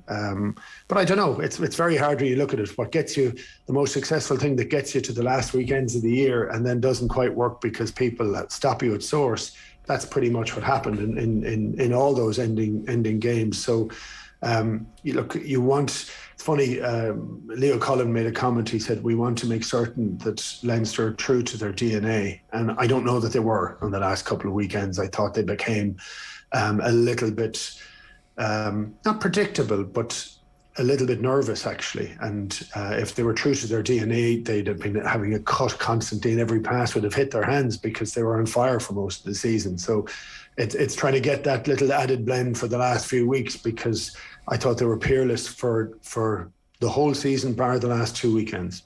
We're creeping up nicely, Keith, towards this tour in New Zealand. Just under 2 weeks until that opening tour match against the Maori All Blacks on Wednesday, June 29th. Then, of course, those three tests against New Zealand on July 2nd, July 9th and July 16th, respectively, before returning home. Andy Farrell has named this 40-man squad. Some interesting inclusions, some interesting omissions, like 5 uncapped rookies. You have 12 players with less than 10 caps. What are the headline, I guess, omissions and inclusions from your end? Yeah, and for me, I enjoyed looking at the squad. I enjoyed the youth that was brought into it. I do enjoy the amount of players that don't have a lot of caps. I think it's fantastic. We have midweek matches, and it's a long year, but the midweek matches offer an opportunity to blood players better, and I hope that they'll be blooded in some of them and may make the test team on the back of it. I look at this on the back of what's happened in the last month in provincial rugby, where we've been found out, but where we've been stopped at source. You'd like to see how Farrell can change the philosophy for that not to happen, and I think there is a bit more freedom actually in the Ireland squad. I think he plays with a lighter touch. Our coaches with a lighter touch. I think he seems to have that idea of pressure and freedom is there, and he hasn't been afraid to make mistakes, and that's one of those great things, because it's a kind of difference between excellence and perfection.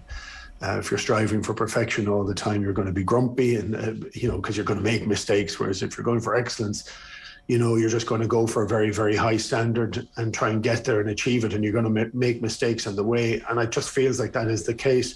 It is incredibly daunting as a tour, but I think it's the best tour for us a year out from the World Cup. We get to find things out on this trip, and I think we've enough of time to make changes between here and the World Cup to try and get ourselves into a better position, because we've the worst group possible in the World Cup, very, very tough. We want to make a progression, and for that to be the case, something has to change, because we've always faltered at a quarter-final time, and it would be great to see if we could move past that, and I think that starts here. It's funny how life comes at you so fast. Jack O'Donoghue being named Munster's Player of the Year this week. He won the second of his only 2 Irish caps in 2017, which is quite hard to believe. Joint top try scorer for Munster this season. An omission, but I guess, Keith, the problem for Jack is that he's in such a competitive position. Yeah, I would have brought him, I have to say. I thought he was playing incredibly well earlier in the year. At one point, he was playing a lot better, I thought, than Peter O'Mahony.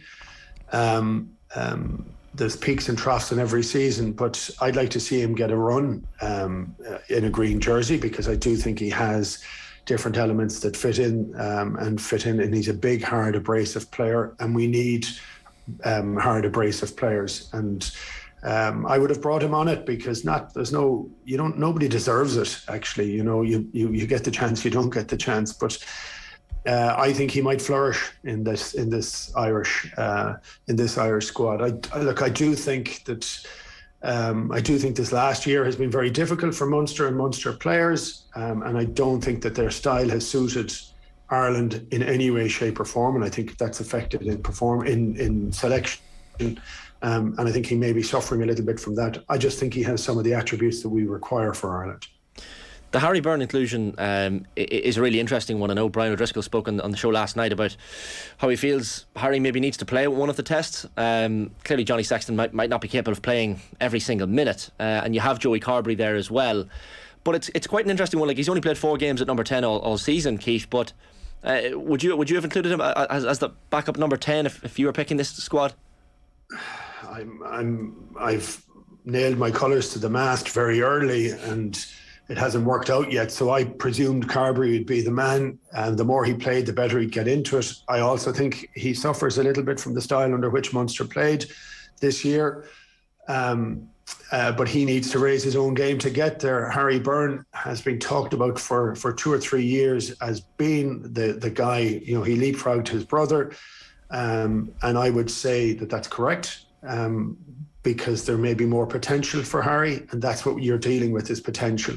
And so we know that Carbery can play very well. He hasn't played to the standard of an international this year, so he needs to get into Ireland camp, get confidence, get playing very well. I think the exact same for Harry Byrne.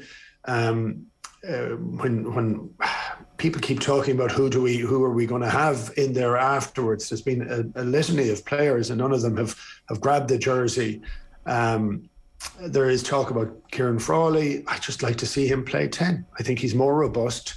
But one thing I will say is, in the last couple of weeks, when Irish teams are put under huge pressure by bigger opposition, you then need to do something else, and that something else has to be playing closer to the line. And Leinster continued to play under huge pressure, but they played behind the gain line, and they were stopped behind the gain line. And so that requires a 10 to take it to the line. And at the moment, I don't know of any of the guys that are doing that. And that may be the issue for us, because that's the thing that needs to be unlocked.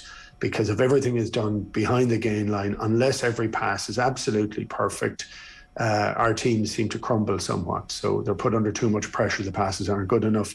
A crumble for me is a pass that's a second longer to be passed across the line because it's inaccurate.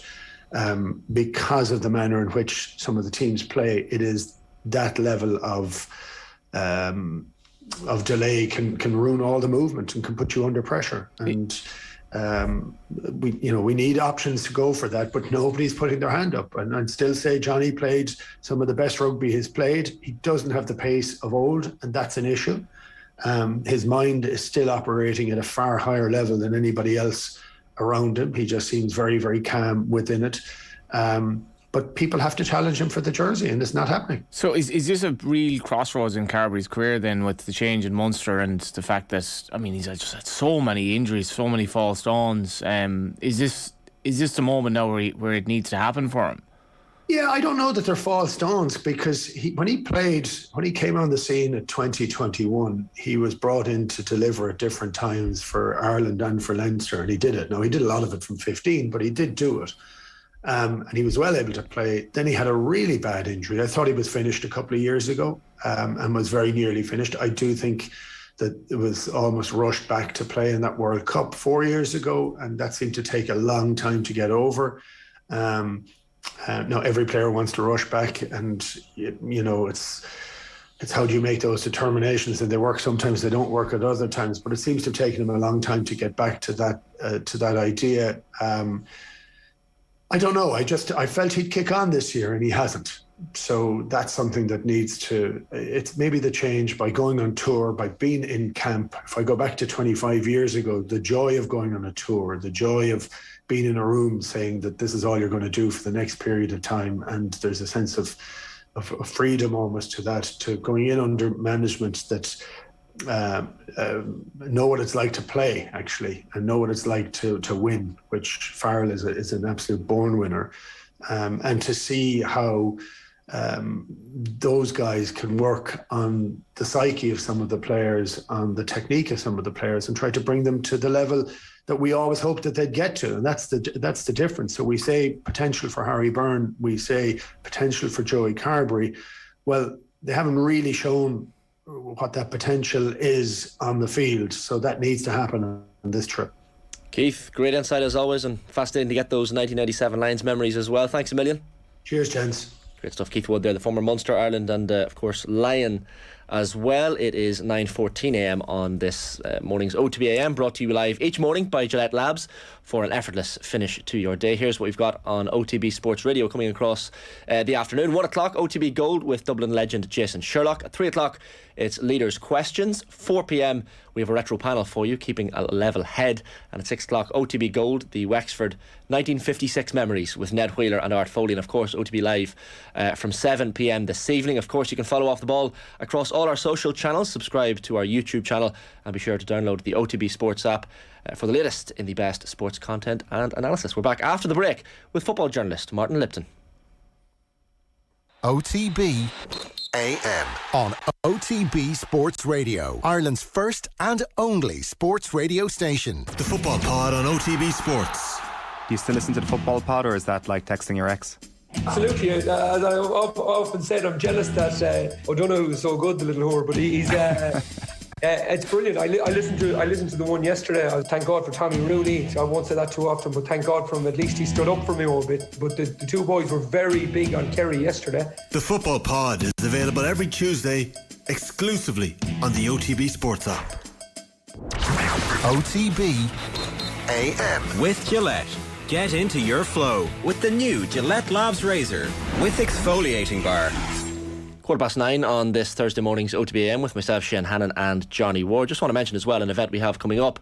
You can join us at the Silk and Thomas, Kildare Town on June 21st, as we'll be looking ahead to the Dubai Duty Free Irish Derby Festival at the Curragh Racecourse. We'll be chatting to Irish Derby legends Michael Kinnan, Johnny Murtagh and Shamie Heffernan for an in-depth Irish Derby discussion and analysis and what it takes from horse and jockey to win the iconic race. See otbsports.com and our social channels to register for that event. Right, very good morning to the Sun's chief sports reporter Martin Lipton. Morning, Martin. Good morning. Martin, there's ructions over there at the minute. I know football fans are fickle, but Gareth Southgate, what was it, a year ago, that takes England to their best ever showing at a tournament since 66, 96. All of a sudden, it's gone south. They were awful on Tuesday night, and they've been pretty ropey all four matches in this international break, and it doesn't matter a bean, in truth. It's pretty clear the players didn't want to be there, that they'd had enough, that they felt 4 games was 4 too many. You could see that in the body language. And if you look at the results, you could say the same sort of thing happened elsewhere as well. Look at France and even Italy. I mean, they were pretty poor as well. The test of Southgate will come in November and December, as simple as that. And I think it'd be wrong to get hung up on a series of fairly ordinary performances when the players, frankly, weren't interested.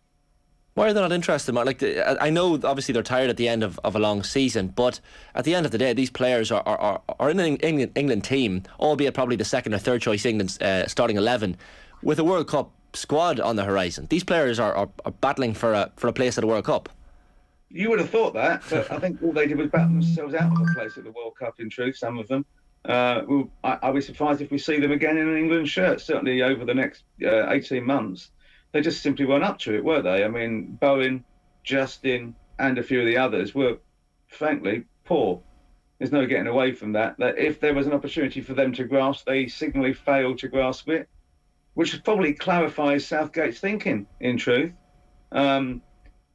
Before, it's in a bit of a question, is, who's he going to leave out of the 26? Well, now there's not that many you could argue for to put in, so it makes it a lot easier for him to select his squad.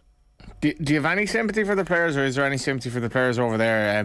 I mean, first of all, I think it's absurd that there's a World Cup that time of year, but I think players are asked so much now, and to be at that level, I know they're very well paid, yada yada, but do you forgive them for a little bit of indifference in the middle of June for, I guess, glorified friendlies in their eyes? Well, given that I could have done without going to Molineux on Tuesday, absolutely. I mean, I don't think anyone wanted to be at any of these games, did they? That was the issue, actually. Apart from the World Cup qualifiers, for Wales, everyone would have been quite happy with 2 end-of-season games and then go. 4, and I know why they did it. It's because of the scheduling, because they've got to get these games in. There's only one international break in the autumn before the World Cup. We know that we've got a World Cup in November. We can't change that now. It's what it is. They just had enough. And I think it's perfectly understandable, actually. A lot of them have been in very intensive domestic seasons, played themselves to a standstill, then had to try and go again after a 2 or 3 week break, which wasn't enough for them to downtime and not enough for them to get ready for the next one. It was just, it was a fortnight too far. And I think that goes for supporters, media, everyone. If you'd have told us all that the season finished on June 1, we'd have been pretty happy. And here we are on June 16 with it only just having finished. With your experience, Martin, do you worry in a broader sense about saturation? Like, I think there's far too much football nowadays, far too much football on TV. Like, does it get... I mean, at this stage, you're like, I've actually had enough now. I wouldn't mind a break. Absolutely. To be honest, I've stopped watching every game because you can't. It's impossible to watch every game and have a life. So you have to be a bit more picky. I think that's the way it is for everyone. There are too many matches. The problem, of course, is there's going to be more matches coming ahead. We have at least an extra 4 matches potentially in Champions League from 24-25 season. We're going to have... No one quite knows what the shape of qualifying is going to be for these new upcoming tournaments, because obviously you've got 16 places for the 26 World Cup. You've got 24 up to 32 places for the 28 Euros. There is just too much football. I think it's not difficult to say that. Everyone says it. The trouble is, the money men don't think there's enough football, and the money men are the people who run the game. I think it's a real debate here. Like, the expansion of the Euros is utterly pathetic at this stage. Like, but I think on one level, for players, it's not fair. I don't care what money they're on; they're paid according to the market. It's not fair to demand them like to play 60 games in a season. But like, the broader point Martin is getting at there is that, like, you get to a point where you're like, I've had a bit too much of this. Like, in football, you can't have too much of it, and after a while, you're like, you start thinking of other more relevant issues in life. But I do think football's in a dangerous place in that regard, Martin. I do. I think the trouble is, I don't see any reason that it will change. If anything, it gets worse, because what you end up with is ludicrous summer tournaments that people are throwing out. FIFA want to have their Club World Cup. I'm told that FIFA's plan is to have 3 tournaments in 3 years: a Club World Cup, a Continental Championship, and then a World Cup. That's the cycle. More football, less rest. It just sort of eats itself, doesn't it? But what can you do? I mean, the trouble is, there might come a point when people say no, but until that point comes, they'll keep on feeding the beast. And unfortunately, it's ravenous. And television is a ravenous beast. It's as simple as that. That's what it is, and it is oversaturation. It's funny because when say, for example, the World Snooker Championship is on at the Crucible every April or May, I will happily sit in front of the TV for 3 weeks and watch nothing but snooker. But it's for 3 weeks. Football at the minute, we have that saturation, but it's just drawn out across the entire year. Well, it's the fact that once they made that change from the resources coming through and the money coming through from people going to the games, and I don't know if COVID changed the situation, Martin, where there's obviously a market now. You see the tours that the clubs have in Asia, where effectively they don't really care about who's going to the games, it's who's watching on TV and how they can monetize it. It's all about the bottom line. It really is. It's about shirt sales. It's about TV rights. It's about how they can sell the club elsewhere. And of course, if one club's doing it, the rest have got to follow. And they're, where are they going this summer for pre-season? The clubs are going all around the world. The Premier League clubs. I think Liverpool are playing United somewhere in Asia or Australia. Spurs are going to Korea. I mean, it's a constant whirl of travel before the season starts. And I think a lot of the senior players will miss out the first half of it and stay at home and do fitness work. But then the season starts for real in the first weekend in August. And there is these 2 big chunks of football either side of a 6-week break for the World Cup, which means more injuries because there's more games being played, particularly post-World Cup, where there's 22 Premier League games to be fitted in. And there's only an extra week at the end of the season. So in terms of when it ends, it's going to be horribly hectic. You've got to then fit it. You've got 22 Premier League games plus up to 6 FA Cup games plus maybe 7 European games, plus the remnants of the League Cup, a couple of games there. That's an awful lot of football. Plus also in March, here we go again, more internationals and the start of Euro 2024 qualifying. Oh, joy. I'm sure we didn't bring Martin on top with this, but I'm interested in what's it like being an English football fan of your age. I'm not going to say you're a vintage now, but you're a man who's obviously. Are you saying I'm old? How dare you? I go back to when Swindon Town were in the Premier League. For some reason, I was kind of I was just getting into the Premier League at that time. And I remember when Man United came to town, and the whole place was mad. But Swindon was such a local club. Swindon, it was kind of a year in the Premier League or whatever, but it was such a local thing, and that was the start of the Premier League. But now it's all the fans are basically global. They're all sort of a lot of day trippers at games. Has it felt like as the more globalised it's got, has it lost something? I feel it has. Anyway, I'm speaking from somebody who's not English. I think it depends what club you're going to watch. If you're going to Fulham, back in the Premier League, if you're going to Brentford in the Premier League or Southampton, I don't think much has changed. If you go to United or Arsenal or Chelsea or Liverpool or Spurs, and City, with their growing international fan base, then it is going to be different. There will be day trippers in a way that there weren't before. Well, that's the success of the Premier League. It's marketed itself so brilliantly to become the global league. It goes both ways, isn't it? You might complain about it, but it's that allows your club to spend 100 million on a striker. So you don't have it always. You've got to accept that there's ups and downs to a globality of a tournament. And if you're Manchester City and you've just signed Haaland, or if you're Liverpool and just signed Núñez, well, you might not have been able to do that 5, 6, 10 years ago, then you're very happy. The ones who are probably unhappiest are the supporters of the previously dominant clubs who are no longer dominant. So I'm looking there particularly, I suspect, at Arsenal and United fans, because for the first 15 years of the Premier League, effectively, they were the two dominant forces. No one could come close to them. They had all the best players. They outranked the other clubs financially and on the pitch. And they loved it. And they don't love it anymore because they're no longer number one. They're not even number 2, 3 or 4. They're numbers 5 and 6. So there you go. Things change. Martin, just to bring it back to Gareth Southgate for a moment, and you mentioned you were at Molineux the other night. I mean, certainly in Gareth Southgate's 74 games and 6 years as England manager, the 4-0 defeat the other night was unquestionably his worst result.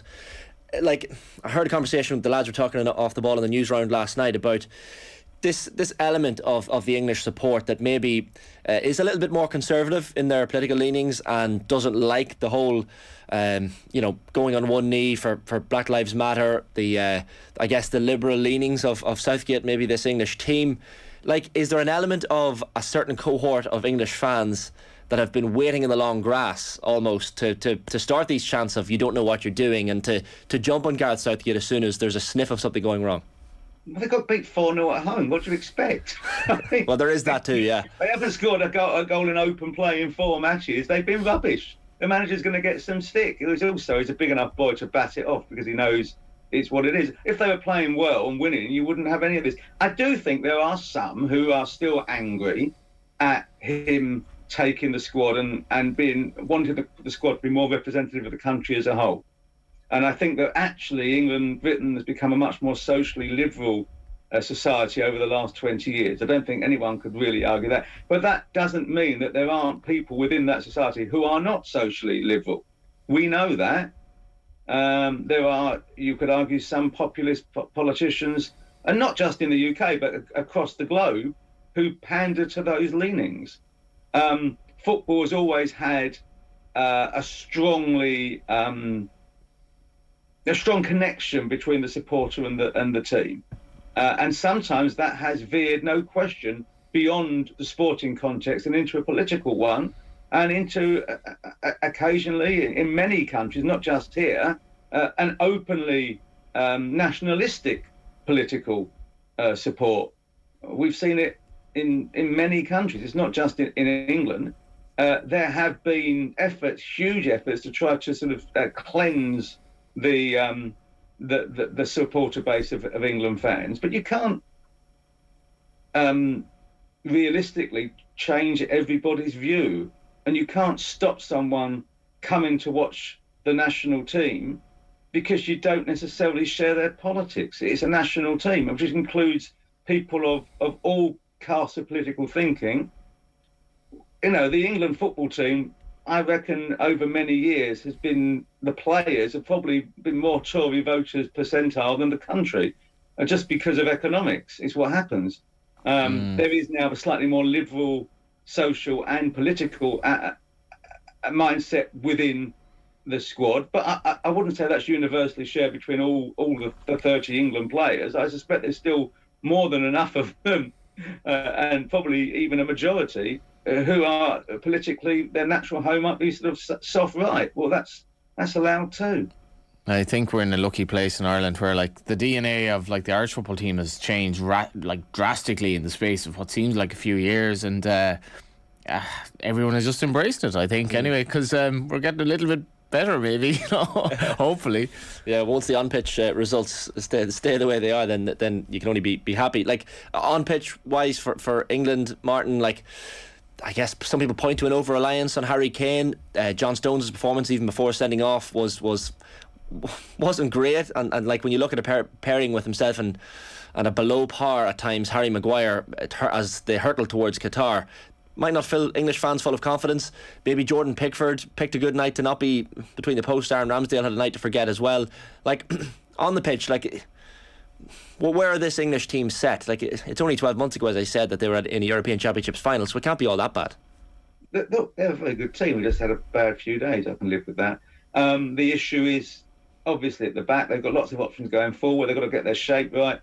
He at no point in these 4 games played what I think you would call his strongest team. The nearest to it was probably the Germany game, where they played okay, and the longer it went on, the better they were, particularly when Grealish came on. They'll be there or thereabouts. I still think that the winner of the potential quarter-final between France and England probably win the tournament. Still think that, and I don't see any reason to change that view on the basis of a few dodgy results in games that no one's that fussed about. The idea of being over-reliant on your best player, well, they don't say that about Argentina too often. They don't say that about Poland being over-reliant on their best striker, Lewandowski. No, he's the best player. But around Kane, you also had options of Sterling and Foden and Mount and Grealish.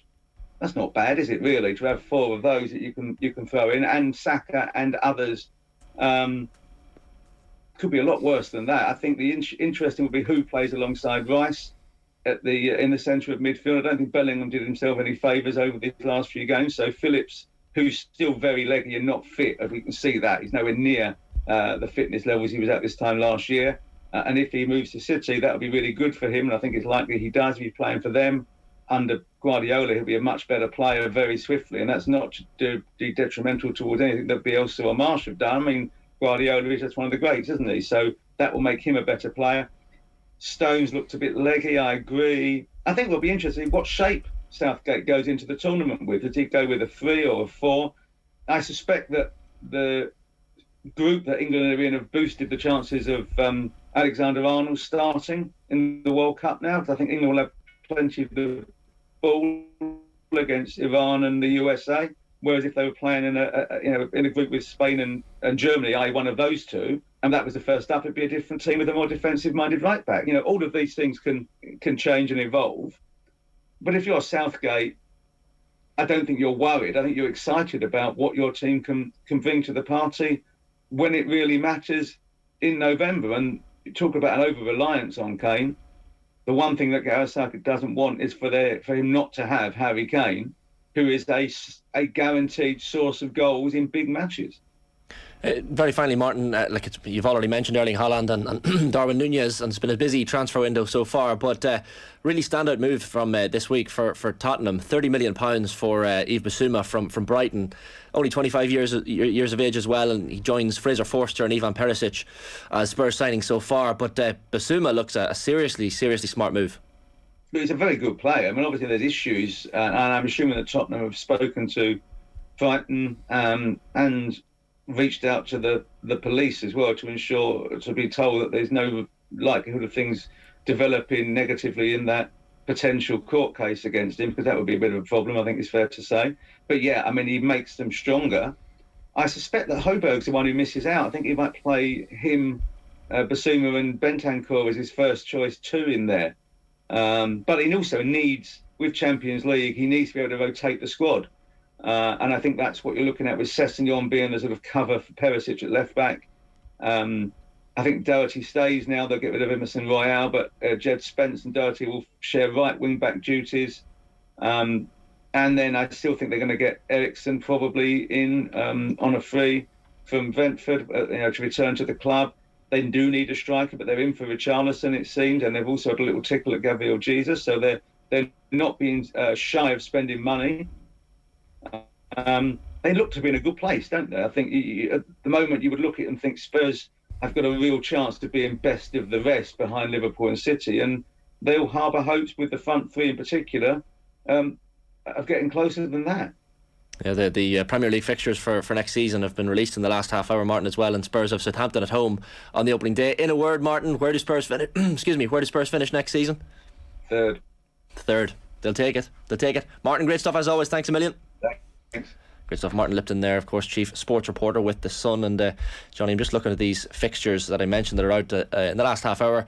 So champions Manchester City face West Ham away on the opening weekend. Of course, we'll have that mid-season break, as we mentioned, for Qatar. So no top flight games after the weekend of 12th, 13th of November until the 26th of December, Stephen's Day, because of the World Cup. The first game underway on Friday the 5th of August when Crystal Palace host Arsenal. It's not that far away, less than 2 months. Liverpool open at promoted Fulham with Nottingham Forest at Newcastle.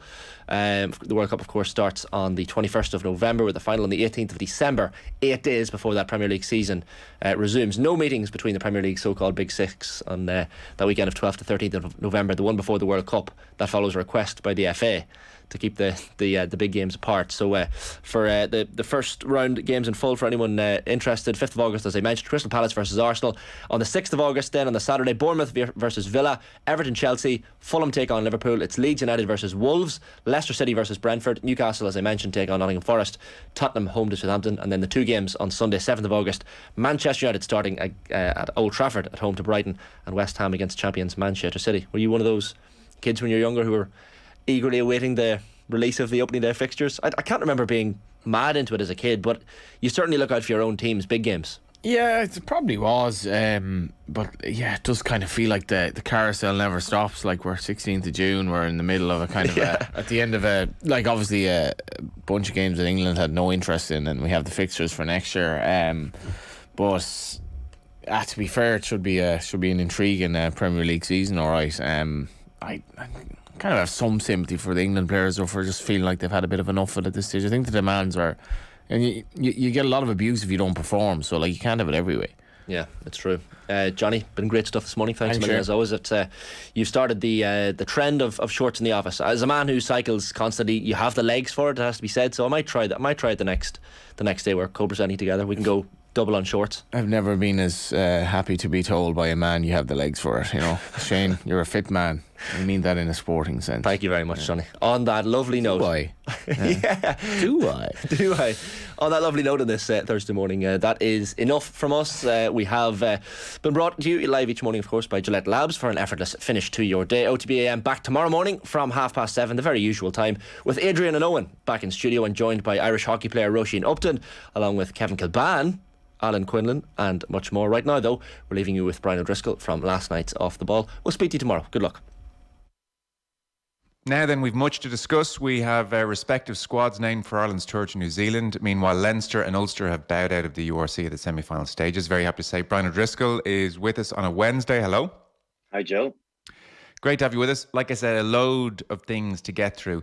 This New Zealand tour, I mean, the closer it gets and the more real it gets, the more exciting I think it becomes. There's a 3-day mini camp happening now for the Irish team. Andy Farrell was making the point that given the reconfiguration of the global calendar, very soon it seems a tour like this is increasingly historic. It may not happen again. There are 70 all told people going, 40 players, 30 members of staff. He called it Lions-esque. Yeah, it's some size of a squad, isn't it? But needs must. You know, you look at beside the test series, the other games involved, the expectation of how physical they will be, the toll that's going to take on the squad, Also an opportunity, probably a realistic last opportunity to really try some guys to see whether they're going to be worthy of making it to his final squad in whatever, 15, 16 months time.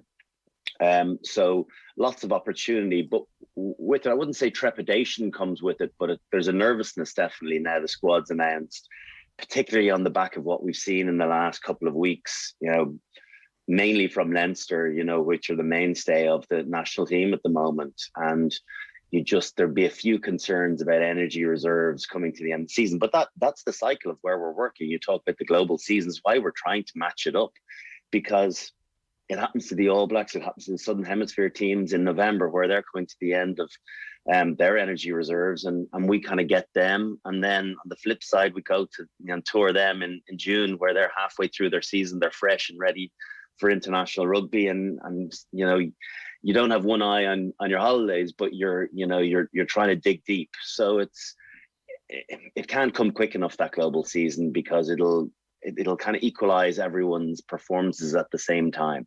And did you generally feel like you were running on fumes a touch come those June tours?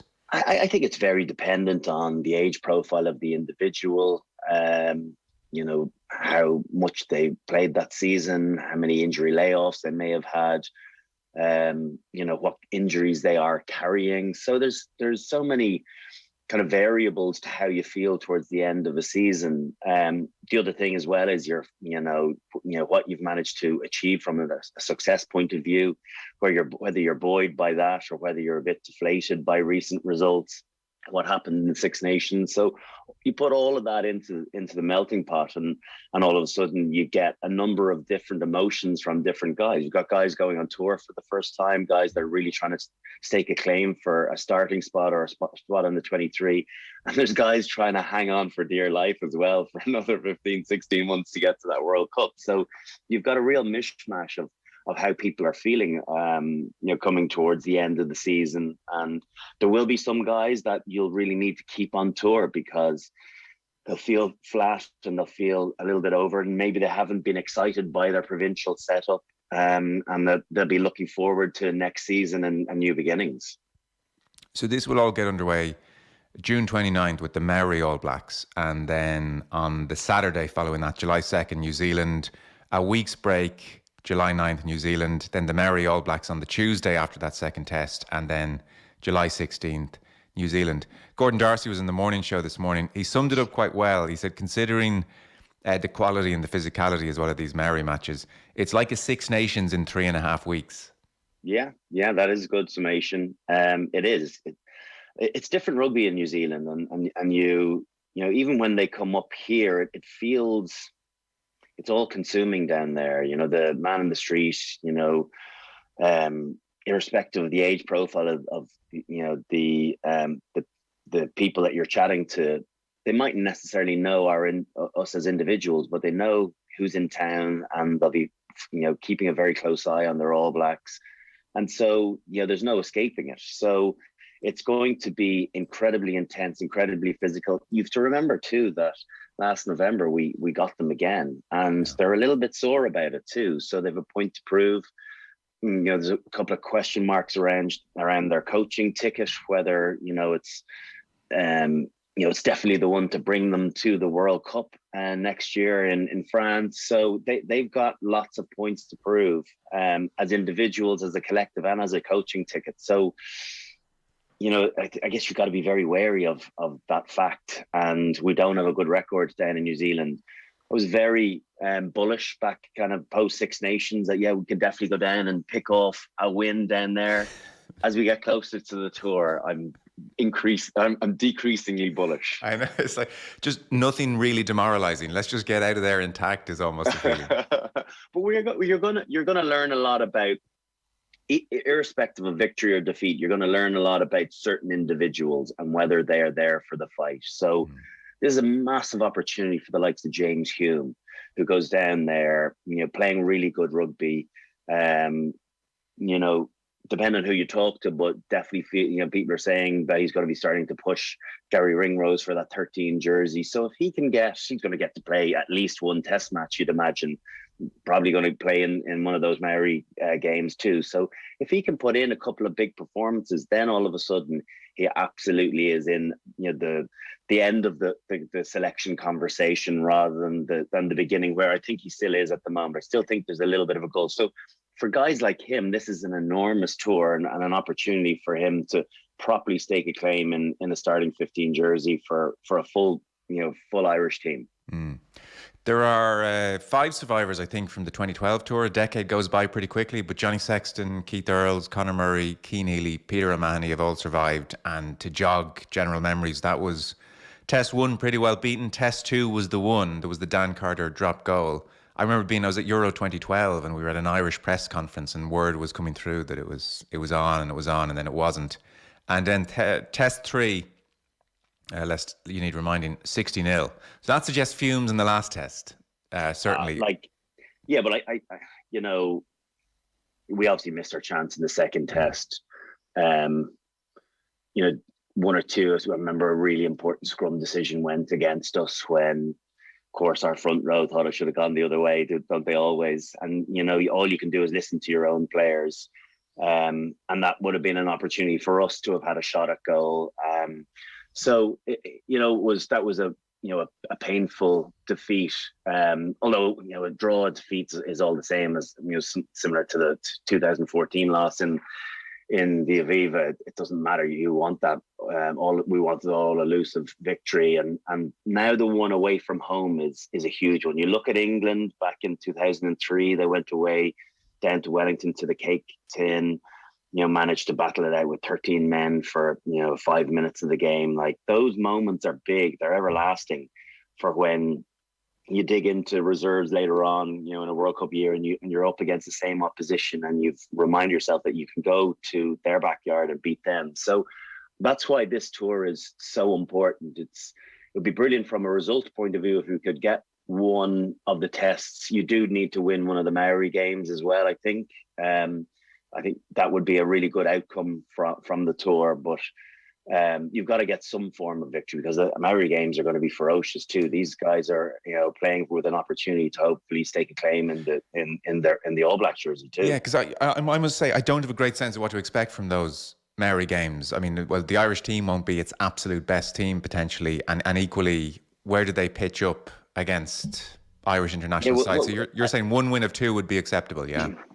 I think so. And listen, you could probably say, maybe we shouldn't, underestimate ourselves and go in and hope for the two victories against them. But again, like you said, it all depends on the sides that are selected, whether it's going to be full second string. And, I'd need to do a little bit more research into the personnel that the Maoris are going to pick to understand, who's really in form, who should we be wary of. But you can't go down there and think, one victory will be good. This is an Irish team that has gone on leaps and bounds in the last couple of years, and expectation levels should be a bit higher now, where, once upon a time, let's hang in there and see what happens in the last 20 minutes is no longer any good. Now we're looking at trying to win a test match down there and truly believing that we can, not, hanging on for dear life. But the Maori games are notoriously physical. I look back to the Lions in 2005. It was like that 4th test match. And I know they were really getting themselves up because, you don't get an opportunity to play against the Lions very often, but we ended up losing that game. It was littered with really high caliber players as well, that subsequently went on to the All Blacks. Sorry, there's my hotel phone going, telling me to get out of my room. You just have to be very mindful and wary that this is going to be a really, really tough test against quality opposition. The other aspect of all this as well, and quite a few players have never been on tour before because of COVID. New Zealand in June sounds lovely, and then you have to re-jog your memory, and of course it's the depths of winter down there, and it gets dark early, and it's a bit of a grind. So they're having a mini camp today. If you were still in there and you'd been there several times before, and they were to say, what's this like? What should I prepare myself for mentally? What would you say to them? I think if I was an experienced player, I would try to. You got to talk glass half full. You got to talk about the opportunity rather than it's winter, it's dull, it's dreary. It's so bad. It's so bad, guys. Get out while you can. It's a beautiful country, but you're not seeing it at its best. That's the reality of it. Sure.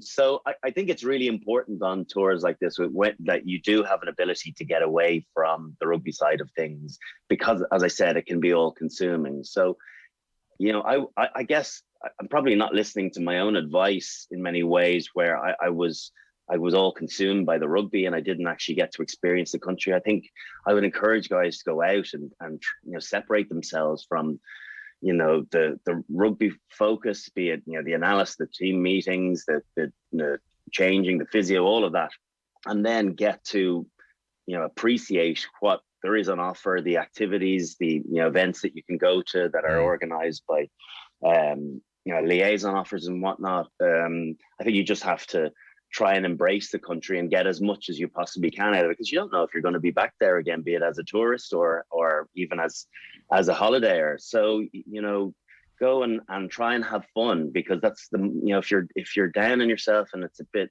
grim, that settles and that becomes your form. So you've got to try and find a way to have a good time, and it looks like it's a really well settled, fun squad. Management are doing a good job. There's a good energy from them. So I think you've got to really harness that as well and try and get that to convert across into your play. Yeah. So in the main, there are lots of areas in this squad which look great, and there's loads of depth. And then in other areas, and it's a few of the same old, there are question marks once again, looking at the general reaction to the squad, which has been named. So certainly out half again jumps out to people. Johnny Sexton, Joey Carberry, Harry Byrne are the three. Jack Carty is injured. Ross Byrne, Ben Healy are looking on and seeing the writing on the wall. I suppose what we've said right across this year is maybe contrary to expectations we might have had some years ago, is that in 2022, Johnny Sexton, at his age, has only re-emphasised the gap between him and the pack, which is the extraordinary thing. So we can take that as read, and he's not under any pressure for his starting place. On Harry Byrne, just 4 starts for Leinster this year, and very much the anointed one for some time now. At this stage, what do you think their thinking is on Harry Byrne and taking him? Because there isn't a body of work there to justify, ordinarily, there isn't a body of work to justify going on a tour like this, and potentially with injuries, finding himself playing in a third test against New Zealand. Yeah, I think, trying to gauge what they're thinking, I think they feel he's got the highest ceiling, the most capabilities, even though we haven't seen it yet. And when he broke onto the scene a couple of years ago, I for one thought he was heir to the throne, and have ultimately, with everybody else, been frustrated and disappointed that he hasn't been able to deliver when it's been asked of him. He's a guy that tries the miracle ball when he comes on rather than playing his way into the game.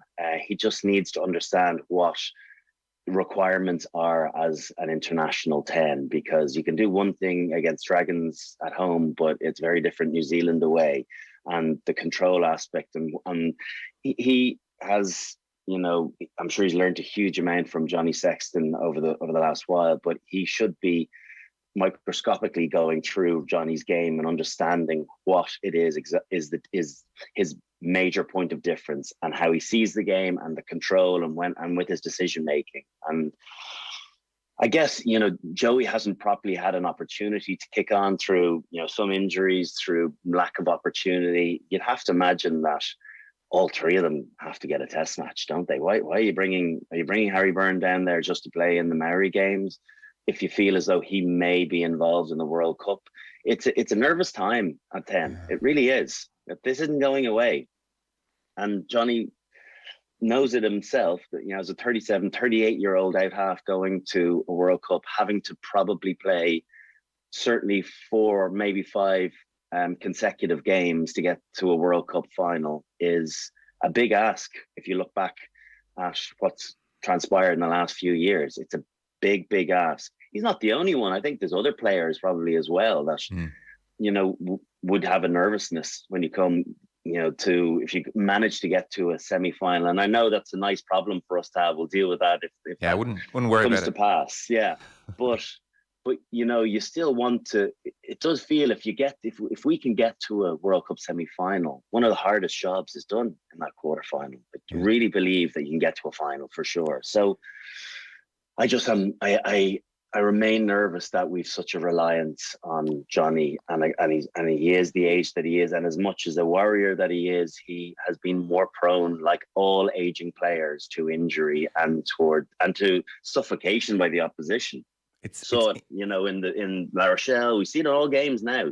They're trying to shut him out. They're trying to knock him as late as they possibly can get away with it, because they realise how important he is to the Irish sides he plays in. So that's you reckon Harry Byrne's going down there to start a test? Yeah, I think he probably should be. I think you've got to be thinking that way, because say you lose Johnny, right, prior to the World Cup. Say he doesn't make it, and so then Joey's your guy.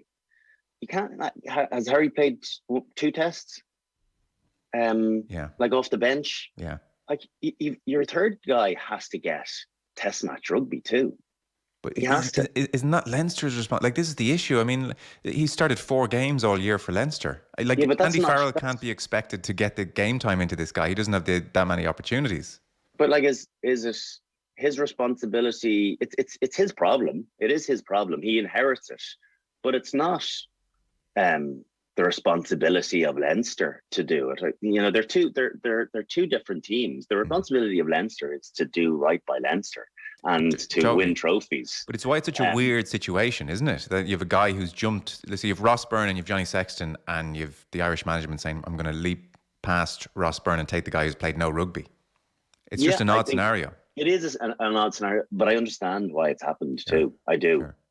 I think there's way more chance of Harry Byrne doing a good job, in my eyes, in a World Cup than his brother, and he's had a tough couple of weeks. I feel a bit for Ross, because I think he's really improved his running game this year, but in clutch moments he hasn't quite delivered, and there's there was a nervousness that came with him comparatively to Johnny in the Bulls semi-final. There was a lot more fluidity as soon as Johnny came in, with less than half an hour to go. So I can understand why Andy Farrell has gazumped Ross and brought in Harry, because it does feel that with a bit of navigation and with him understanding his role, that from a talent and an opportunity point of view, I think he presents a little bit more than Ross. And do you suspect if Jack Carty was fit, that Jack Carty would go instead of Byrne? I think he probably would. Yeah, I think he would. Even though I don't know if there's enough confidence in Jack Carty, come World Cup time. Like, anytime I mention about kind of residual scars left from the previous World Cup, kind of supporters go bananas, going, "Oh, will you let it go?" But the reality is that they do leave an indelible mark on coaches. Andy Farrell was part of that setup. So, I don't know if they don't want to go to their third 10 at the moment. In truth, they want Johnny Sexton fit, and they want Joey Carberry fit, because the next option hasn't proven itself when given the chances so far. But you've got to find a way to give them more opportunities this coming year, because we would really be left with egg on our face if Johnny doesn't make it to the World Cup for some reason, and we've got hardly any game time to our third choice out half, and he finds himself in because of an injury to Joey Carberry early on in the tournament. That would be. That's a scenario we really don't want to find ourselves in. I guarantee you, mark my words, I guarantee you, in advance of the World Cup now, one of us here on the show will be asking you the question, should we rest Johnny until the quarterfinal? Because that's how dire the situation is going to feel. We can't risk him getting injured in the group stages. That's how reliant we're going to feel on him. I think you can play. I think you have to play Johnny against Scotland. I think you have to. Like, I don't think you can take for granted that we're going to get beyond Scotland. I think if you would hope that somebody else in there, the job up front will be done, the platform will be laid for us to play, get Joey into the system, as and to be able to do a good enough job. You would be hopeful for, but I think if that backfires, then there ain't any quarterfinal for you. Or I can't remember the sequence. Is it Scotland first and then South Africa, or vice versa? But so it is. It's the 2 easier games, and then you've got 5 tough games in a row. So if you're getting to a final, and I just don't think we're not in a position to be able to afford to leave one of our star players, our captain, our leader, our organizer on the bench, or out of the 23 because we think we're going to get to a quarterfinal. We're not that team yet. Until we get to a World Cup final, we can't then, look and go, we're planning for the full 7 weeks when you could be home after 4. Yes, agreed. Look no further than the RDS on Friday just gone. One last question in this whole area, by the way. Kieran Frawley goes as a centre. I mean, Kieran Frawley's playing about as much at 10 as Harry Byrne is this season. Is it beyond inconceivable that Kieran Frawley shouldn't be pitched in there? Does he not have a lot of the tools?